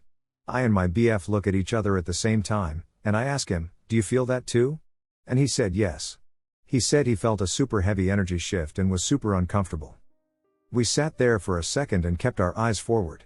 The feeling only got worse. It felt like a wave of dread washed over me. My boyfriend said, "I'm scared to look in my rearview mirror. I can feel someone staring at me from behind. I'm scared." I started freaking out because I had the exact same feeling. The air was so extremely thick, and I felt so physically sick. My body felt strange too. It's the exact same feeling you get when you're about to pass out. A week later we're going to the corner store again, and we pass by the same area, and we're jamming to some more music. It's evening, so you can still see outside. We're driving again right past the creek, trees are everywhere. My boyfriend and I passed by a person on the side of the road. They were by the trees and not facing the road. Our immediate thought was, oh, maybe it's one of the crackheads that live in the house down the road. They often walk the streets, but this didn't look like any of the people I've seen walking before. We slowed down right after seeing them and turned around to see if they were there. There was no one in the trees, hiding, nowhere. It honestly freaked us out because it was a woman with dark hair. Another thing to mention is that a couple of years ago the creek flooded, and there are several water bridges where people can cross. It was raining really badly one week, and a dad driving his kids to school tried driving his car across the flooded bridge. They were swept away, and one of the kids couldn't get out of the car and ended up drowning. After this, people in the area have noticed more strange, unexplained activity near the creek. I don't know, it just creeps me out, and when I think of that feeling of dread I get the chills. An experience that changed my whole life and who I am was when I was 13. I had my first ever encounter with the closet lady that was in my brother's old room. Long story short, a double-wide trailer was shipped and placed on an Indian burial ground. The landlord documented and confirmed that the land was full of native graves. It had 3 rooms. There were 4 of us. My brother, being the oldest, leaves when he is 18, and I get his room instead of sharing with my older sister.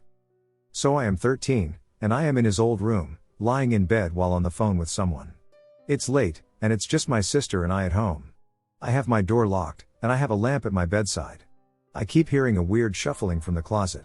The room was a mess, so things were getting knocked around enough to fall over. I look. There is this pale woman entity on all 4s crawling towards me. She had very little hair, but what she did have was very stringy and bloody over her face. She had big, dark holes for eyes and had a skeletal-style mouth and nose. She had a torn, old, see-through dress on that looked stained. I screamed so loud, "Sissy," that I definitely hurt the ears of my friend I was talking to. When I screamed for my big sis, this womanly entity stood up and jumped into the top of the closet. I was in such a state of paralysis from fear that I watched her. She put one of her arms on a shelf I could barely reach alone. I'm 5 feet 1 inch tall, and put her foot on the same shelf. Her knee was bent up high, too. Like her knee was somehow past her head when she did this maneuver. Her legs were so creepy and long, like they grew longer when she needed it. Yet she climbed on all 4s at the start of this experience. She jumped up in one swift, fast motion and vanished. My sister gets to my door and asks me what's wrong. I yell, "Pick the lock and escort me out of this room." The door was right beside it, so I was not about to walk past that creepy closet. She picks my lock with a bobby pin, faulty design but saved me. My friend is still talking to me on the phone, asking what happened. I tell my friend and sister at the same time what happened. I slept in my mom's bed for a week after that. I still had to use that room too. I kept the doors to my closet closed after that and basically lived alongside the creepy woman while she grew attached to me in my teens and fed off my energy. She would taunt me by sticking her fingers through the slats of my closet doors. She would stare at me through them too with her big black holes. I would open the door only to find nothing. Not even anything close to what her eyes looked like in place of where I saw her last. I had a lot of nightmares, sleep paralysis, and weird dreams in that room. She would get out and stand in the dark room only to disappear when I turned on the lights. I would even wake up to weird whispers in my ear that would fade out as I woke up. It got extremely scary to be in there. The living room was scary too, so I couldn't sleep out there. Years later, when I was in my late teens, I had an ex-boyfriend staying with me in that room for a bit. He told me that he knew that there was a demonic entity in the closet. By that time I had a loft bed that had a desk underneath that I hand-picked out because of the weird things that would happen to me before. It was high up, and he said he was thankful because while I would sleep, he would be unlucky enough to wake up and see this woman crawl out of the closet. He accurately described her. My own mom confirmed to me that my brother had called for her to come into his room while panicking. She heard him asking, "What is that?" And he told her there was a deformed woman crawling out of his closet. My mom had her own experiences with old opera-style music coming from the back of the house where the rooms were, but when she walked to the rooms, the music would get quieter and quieter. Then it would get loud as she came back into the dining room. I remember my mom and her ex-boyfriend, my sister and her boyfriend, and I were all sitting at the dining room table talking to each other and having a good time. Us three girls heard the screen door open in the laundry room. A young girl yelled out, "I'm who'm me." It freaked us all out so much that we all three got up and checked everywhere for this intruder. Outside, inside, only to be met with nothing there and the guys asking us what was going on. They didn't even hear it. It was so loud, a weird experience for us girls that day. My mom even got attacked by an entity lifting the bed and suffocating her while napping in her room during the last year we lived there. I remember a lot of things from that place that have completely changed and shaped who I am now. Some things can't be written off if they happen so much. When I was a small child, about 3 years old, maybe, I've always had very strange encounters with the supernatural or paranormal. But to this day, I still could not explain this phenomenon. It was a late night, maybe 2 or 3 a.m., it was barely morning, and yet I was awakened by something. I remember I was sleeping on the left with my parents and brother while my aunts and grandparents were sleeping on the right. There were 2 wooden beds in that room. Although we had no mattresses, it wasn't a problem since we all were used to the straw mats laid before us. But back to the story, I remember I was sleeping with my parents before I was awakened by something. Somehow, as if I was in a trance, I walked to the right and towards my grandparents. No one was bothered, nor did they wake up, and when I got closer to the wall, a portal opened. It was almost like something out of a book or movie, and before I realized it, I walked towards it. I somehow found myself transported to a different dimension. I find myself in a dark place. It was filled with gas, but I couldn't smell it. Everywhere I looked, there was broken glass, almost as if I was in an experimental lab that went wrong. I thought to myself, thinking that it was a dream. I was scared at some point but managed to stay calm. I continued walking around and found myself once more engulfed in the darkness. I heard strange noises, like grunts and pain moaning. I turned around, surprised to see an uncle of mine. I shout for his name, and as he turns around, I am frozen with fear. His eyes were clouded, his figure and face were deranged, and his skin was ripped from his face down to his stomach. I had a terrible feeling while I stood there with him, and by some power, I managed to run. I ran and ran, trying to think of a way out. And by some miracle, I found 2 portals, one a bright red, another a dark purple. I didn't take a second to choose and chose the red one. I made it home. I thought. I found myself on the ground. Helping myself up, I try to make it to the other side. But then, I felt something grabbing my legs. Stricken with fear, I screamed, waking up everyone. The hand retracted, shrieking as I watched it get sucked back into its world. By this point, my Aunt Giselle was questioning me, as was my grandmother. "What is it this time? Can't you see that it's too early for this?" It was probably 5 in the morning now, the sun had barely risen, and my grandpa was angry. My grandma consoles me while barking back at my grandpa, "Oh, stop it, you old man. Don't you see that your granddaughter is shaking? She probably had a terrible dream again." I wished it was a terrible dream, but it felt too real to be one. Again, I still can't explain this bizarre phenomenon. It was a crazy experience that sounds like a story out of a supernatural or fantasy book. Unexplained circle of light. My friend and I have no idea what these images are. Firstly, I don't believe in ghosts. While I am open-minded about their existence, I have never seen strong evidence of their existence, except for that one BuzzFeed Unsolved episode, The Sally House. My only significant paranormal encounters before this were in my freshman year of college when I saw the Hat Man, the tall shadow man with a top hat. Freaked me out for a while, but I never saw him again. A minor experience I had in this house, which I've lived in for 21 plus years, was an out-of-body experience when it felt like my soul was ripped from my body and I was screaming at my parents to help me, but neither of them woke from their sleep. I dreamed of a slightly altered reality and woke up in my body suddenly. I was so spooked I spread holy water around my house, made with instructions from the internet. But these only happened once. This haunting has been going on for months. The first time it appeared was a few months ago, early October, I think. I'd just come home around 10 p.m. and turned on the hallway light to my room. Above my desk chair was a perfect circle of white light.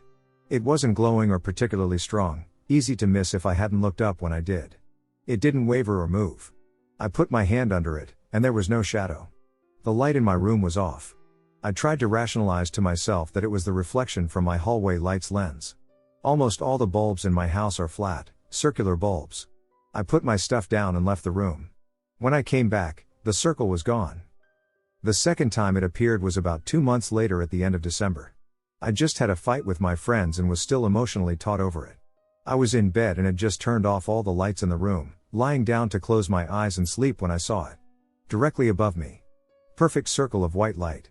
It wouldn't have been scary if it were in the same place as before, above my desk chair, but it had moved 3 to 5 feet over. I took my phone out and managed to get a picture of it, which made everything worse somehow. I wanted to rationalize the circles as reflections from the light bulbs, but if that was the case, the light wouldn't have moved. I don't move things in my room that need to be reset, like my blinds or light fixtures. My blinds are closed 24/7. Not only that, but if it was a reflection of a light fixture, then the light wouldn't be a circle but oblong or oval because of the angles. If the light was blue, I would assume it was the charging light from my Bluetooth earbuds. But the light is always white. From then on it would appear infrequently, usually over my bed. I tried ignoring it, owning my space, and while it always left after a few hours, it still keeps coming back. The most recent sightings have left me a little on edge. It appeared once over my bookshelf, and for once, it wasn't a circle but an oval. The last time I saw it, it was next to my TV, completely across the room from where it first appeared. Perfect white circle. Before I saw it, I felt a draft, which isn't unusual because one of my windows is permanently unsealed for the AC unit. What is unusual is feeling it beside my face when that window is on the other side of the room. There's also a shadow. That one I can explain away, though, but it still makes me nervous. There's an umbrella outside my room to prevent it from heating up at night. Sometimes it falls over and I don't notice. Usually, the one to fix it is my mom. The angle of the shadow is all wrong when I see it in the dead of night, usually with the light. They do not overlap. It's always in the far corner of my room over my desk, a half circle that infrequently appears. My friends, who are more versed in the spiritual world than I am, do not know what this is. I've been told white is a good color, but I've never heard of spirits appearing as circles of light on ceilings. Floating orbs, yes. Flat circles? No. Last details, no one has died in this house except my dog. She was old at 17 and went in her sleep about 4 or 5 years ago. Yes, I've had family recently pass away. Paternal grandmother, 2019, maternal grandmother, 2020, father, 2021. I don't have a reason to believe any of them would haunt the house, though. Some nights, I hear someone walking on my roof. My bedroom is on the first floor, and there's nothing above it rather than a roof. 2 or 3 times, I woke up and heard what sounded like steps right above me, and I know it wasn't my imagination, as I sleep with my cat, and every time it happened, she would wake up and look everywhere around, searching for the source of the sound. When I talked about it to my mom, she told me it was probably just bats, and I believed it. But one day, some friend of hers came over to fix our roof. I swear it was the exact same sound that I could hear at night. When I was a kid, I had a distant cousin who was just as obsessed with the paranormal as I was and who went amateur ghost hunting with her friends. Whenever our families visited, she'd tell me stories about where they'd been and what they'd seen. One place they'd been was an abandoned playground a town over, right up on the edge of some woods. Once upon a time, supposedly, a little girl had gone missing there, and the officers searching the woods for her had reportedly encountered a terrifying black dog. Only a few returned alive, and the girl was never seen again. My cousin said there wasn't much intriguing there, but she did have a picture to show me that she'd taken, a bush with a shadow around it that, as far as adolescent me was concerned, sure as shit looked like a giant black dog lying down and staring at them. For years I had nightmares about that dog and would stay awake terrified if I forgot to close my closet door at night because I was convinced it was there in the shadows somewhere. It affected me so vividly that when I started writing my book a few years ago, I even included the dog as a spectral omen of death for one of the main characters. Like I could exorcise it if I gave it to someone else, maybe? Cut to last month, my grandmother, from the same side of the family as that cousin, who had come to our state to recover from a serious illness, falls, fractures her pelvis, and goes to the hospital. My family and I visit her frequently. One day I miss a visit, but my parents and brothers still go. The next day, my dad, for the record, a strenuous skeptic, tells me casually that my grandma had woken up that evening and started asking if they'd seen that big black dog that was just here before and where it went off to. He was very confused by how fast the blood drained from my face. Not going to lie, I've been really unsettled since. Weird, Unexplained things have happened to me and my mom over the years. Over the years it seemed like there have always been weird, unexplained things that have happened in the places I have lived. My whole family has seemed to have heard random footsteps coming or going down the hallway at night, but we never really took it seriously. We would joke that it was my grandfather because that was his house, and he died in 2009. Also, when I was about 12, my mom and I lived by ourselves in a condo, and our bedrooms had a connecting bathroom. For a long time I've always woken up several times throughout the night, but in the condo I would always hear the cabinets in the bathroom being messed with or my mom's straightening iron cord hit against the cabinet. No big deal, though, because the rest of the time we lived there, nothing more happened. My parents are divorced, so for a couple of years I went and lived with my dad, where I didn't have anything out of the ordinary happen, but when I was 17, I moved back in with my mom, and it was just us and my stepdad. I'm 19 now, so this is all still pretty fresh in my mind. My stepdad and mom would always get spooked if I was gone because they would say they could hear whispers and footsteps coming from my bedroom, and in that place you could see down the hallway to the 2 bedrooms from the living room. I have had my fair share of times when I've been by myself and heard whispers and footsteps coming from the hallway when I was in the living room, so I knew exactly what they were talking about. My stepdad worked third shift as a truck driver, so on the nights he was gone would be when things got interesting. For instance, my mom was almost asleep when she heard a man's voice, plain as day, say hello right in her ear, and she felt the foot of her bed sink in like someone sat there. While living there, my mom got me a small dog that stayed around me a lot, and she would randomly start growling at nothing late at night, and in my room I had a TV and DVD player on my dresser, but there was a VCR on the floor still plugged up, but we moved it there so it would be out of the way since we didn't use it much. That VCR player turned on randomly one night, and I noticed it because of the sound, and I just nonchalantly turned it off. The second time that happened, it was also rewinding itself, but I just turned it off, and I got back in bed and was almost asleep when I felt as if someone took their hand and roughly patted the side of my face twice. That's what really freaked me out, and ever since then nothing has happened to me. Now I'm in my own apartment with my boyfriend and our 2 dogs, one of them being the same one that would growl all the time in the condo we lived in, and thankfully I haven't had any experiences here. The only experiences I've had seem to have been when I've been around my mom and living with her. My family are big ghost believers. On my mom's side, some of them have even been ghost hunting, and they've freaked out when we tell them our stories. Any thoughts? Back in August of 2020, I woke up one morning and passed out and threw up blood all over the place. I was rushed to the hospital, where I then learned that I was very close to dying because I had a massive stomach ulcer, and I was bleeding extremely badly. My stomach had filled up with blood while at the hospital before being rushed into emergency surgery. I was terrified. I didn't know if I was going to make it, and this woman came into my room. She looked at me and asked me, "Are you doing okay?" I said, "Yeah." She then asked me, "Are you scared?" I said, "Yes, I am not religious at all," but she asked if she could pray for me, and I was so worried about not seeing my kids again that I said, "Yes, please." I don't remember the prayer, but I remember she finished and told me everything is going to be okay, and that she'd see me later. She left, and I never saw her after that.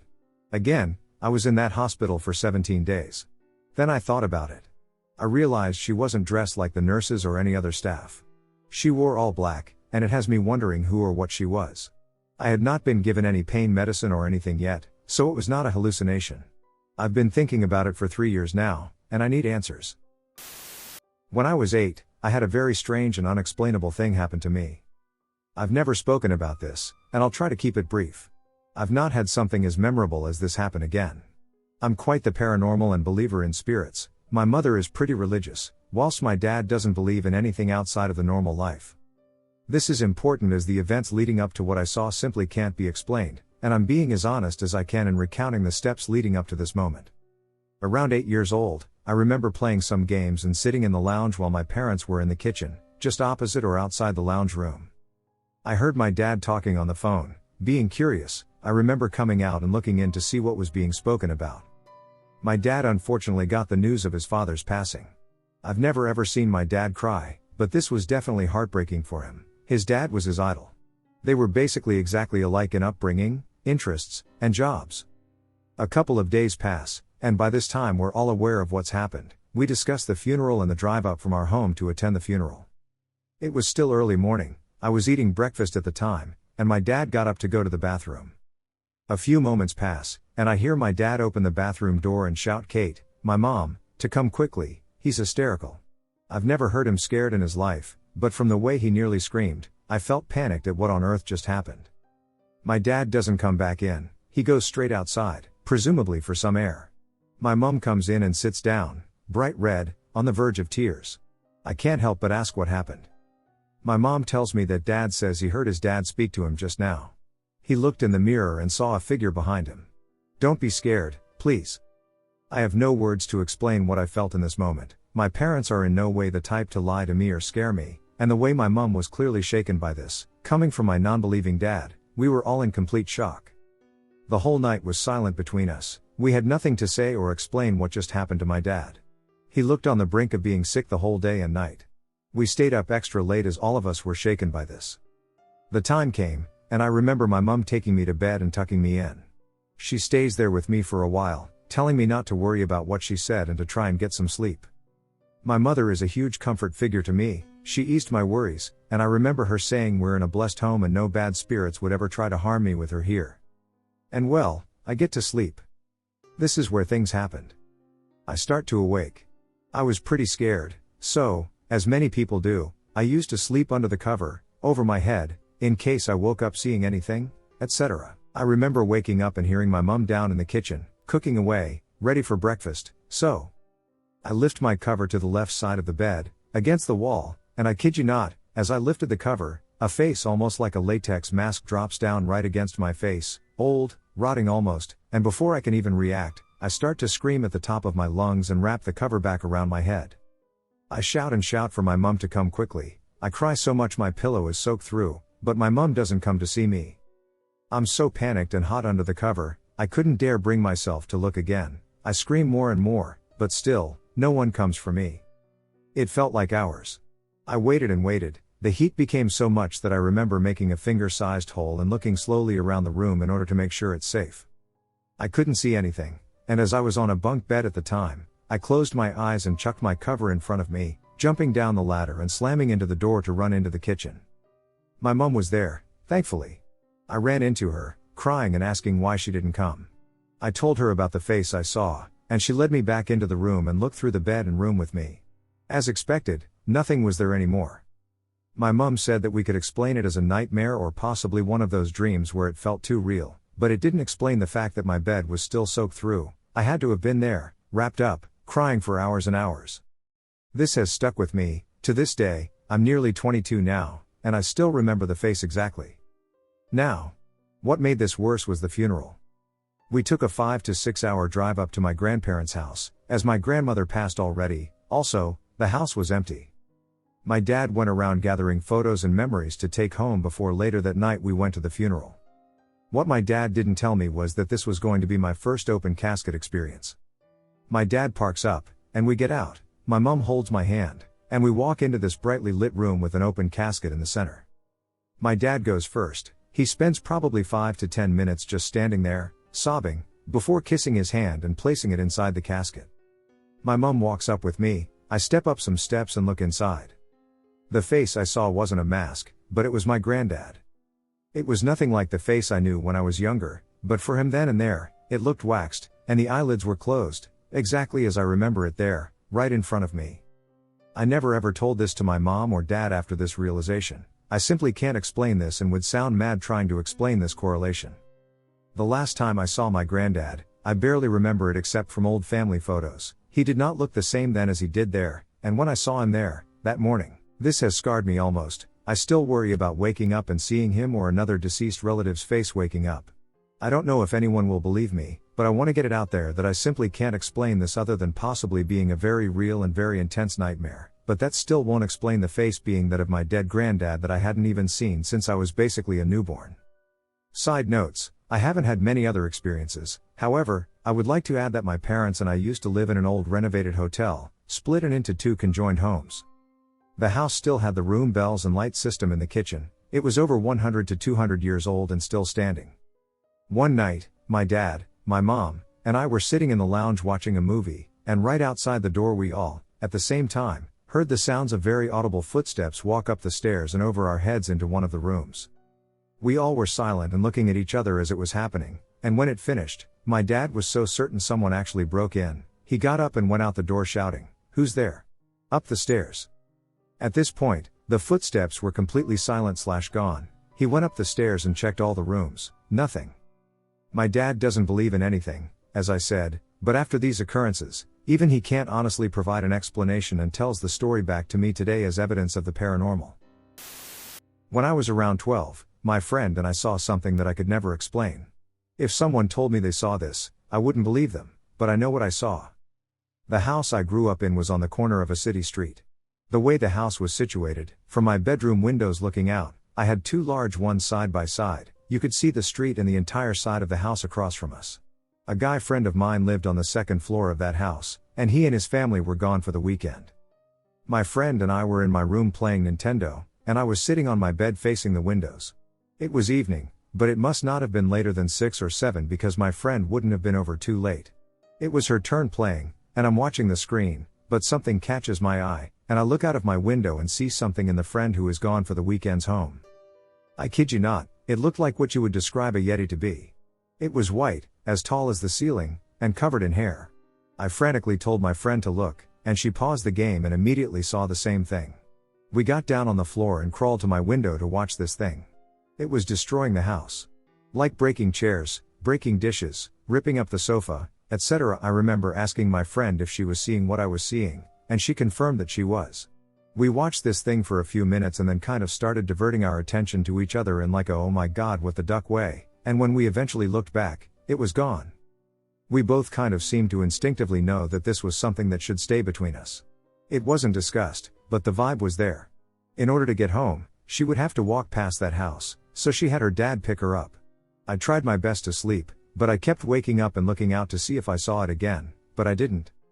The next day, I was sitting outside my house waiting for the friend who lived in the house to come home. I felt I needed to be there when they eventually came running out of their destroyed home so that I could try to explain what we saw the night before. They pulled up sometime in the afternoon, and I hid behind my door in some kind of fear. Like, I knew this was going to be bad, and I was scared to be a part of it. I watched them go inside, and I wait, and nothing. Eventually, the friend and his dad come out to get luggage from the car and look as nonchalant as you can be. At this point, I'm confused. The house was destroyed. We saw it happen. I go across the street to my friend, and he greets me. I'm kind of like, what's up? Everything cool? And he starts talking to me about something, and it hits me that the house is fine. Everything was as they left it. At this point I'm so confused because I know what I saw. And I have a witness. Later on, the friend who witnessed this event and I talk, and neither of us can understand what the duck happened. But life just kind of moves on. It wasn't until I was an adult and I read about so-called glitches in the Matrix that I started to think there might be an explanation for what I saw. Some poor prehistoric creature got whirled into a house, freaked the duck out, and then glitched back, returning everything to its normal state. I mean, yeah, it sounds ducking crazy, but I racked my brain for decades trying to come up with something more based in reality, and I just can't land on anything. I've only told 2 people what we saw that night, my mom and my husband. They neither outright say I'm lying, because they know me and know I'm not someone who tells stories, but they don't seem to enthusiastically believe me either. I get it. They probably think I saw something that they can logically explain, but I swear, unless you saw it, it's impossible to know how real it was. Unexplained encounters at Buffalo that haunt me to this day. These happened to me in the summer of 2016 at the University at Buffalo, or UB, SUNY Buffalo. I was part of a batch from a university in India on a 2-week exchange program-ish trip to UB. Since it was the summer break, the campus was empty while a professor had flown down there to teach a subject.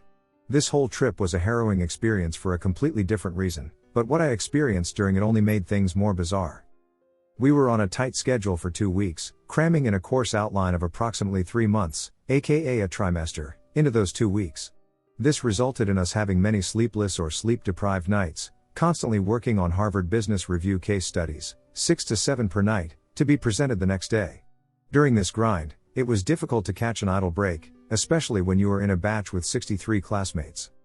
During one of those rare days when I actually got a break, I decided to spend some alone time in my dorm room, just sitting at my desk and listening to songs. Now, before I get into the experience, let me explain the layout of the room. The room was in an east to west direction, with the door of the room facing eastward and the opposite wall facing westward.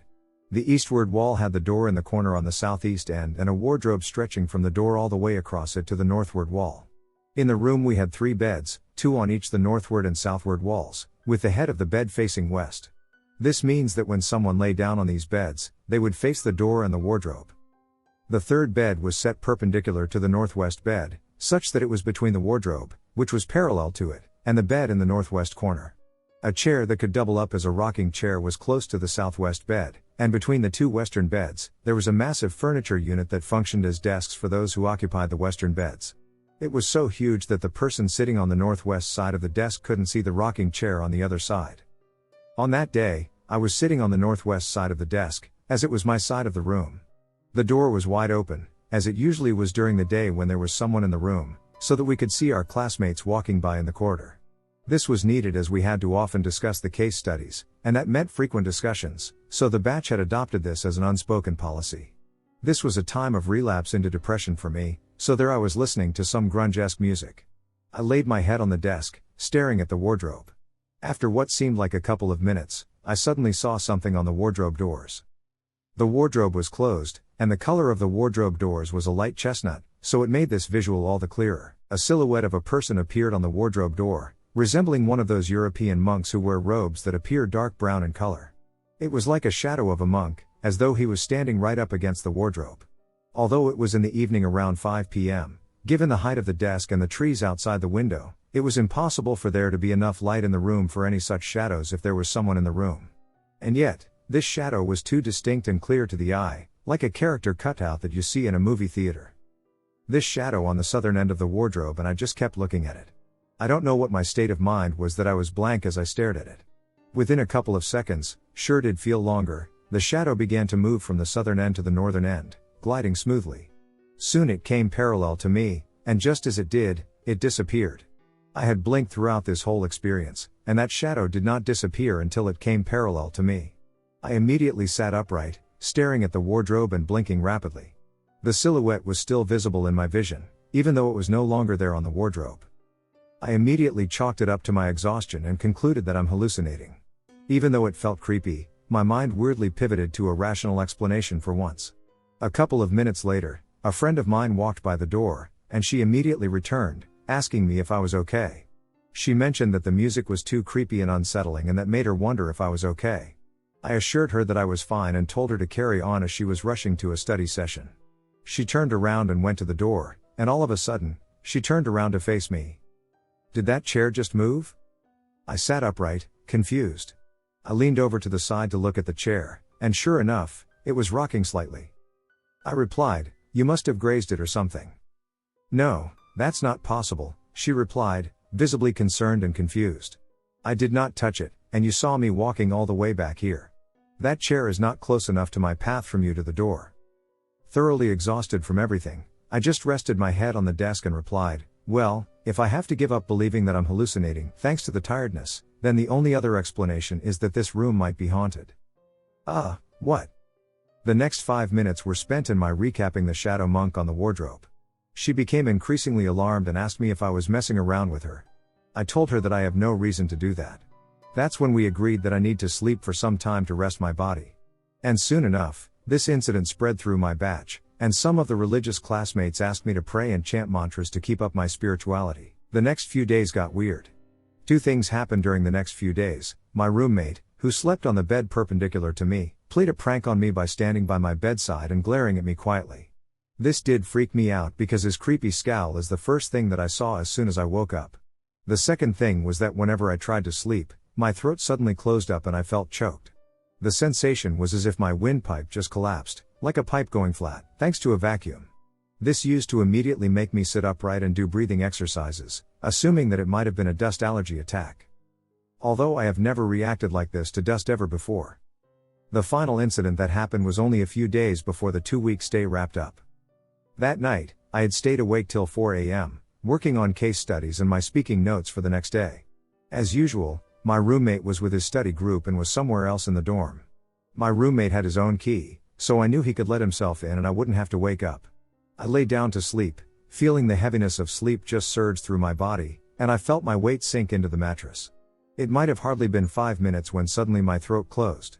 It was so sudden and quick that I was startled, and this time, my throat didn't open up. I clutched my throat and gasped for air, and almost immediately I was able to breathe. I was shaken by this, and I sat up, heaving deeply and making sure that I was getting enough air into my lungs. As had become the practice, I sat upright until my throat no longer felt sore and I felt comfy enough to go back to sleep flat. Pretty soon I went back to sleep. Again, my throat closed. The same thing repeated. I sat up, heaving in air through my mouth and massaging my throat. I thought of leaning over to my desk to grab my water bottle when my eyes caught something. There was someone standing in my room, between me and the door. This person was closer to the door than me, and I couldn't make out any distinguishable features. All I saw was a dark silhouette, even as I saw some folks walking by in the corridor, and I could see that underneath the door. I immediately assumed that it was my roommate, and I got annoyed by him standing there. I thought he might have been high, as his friends were prone to sneaking away and smoking up.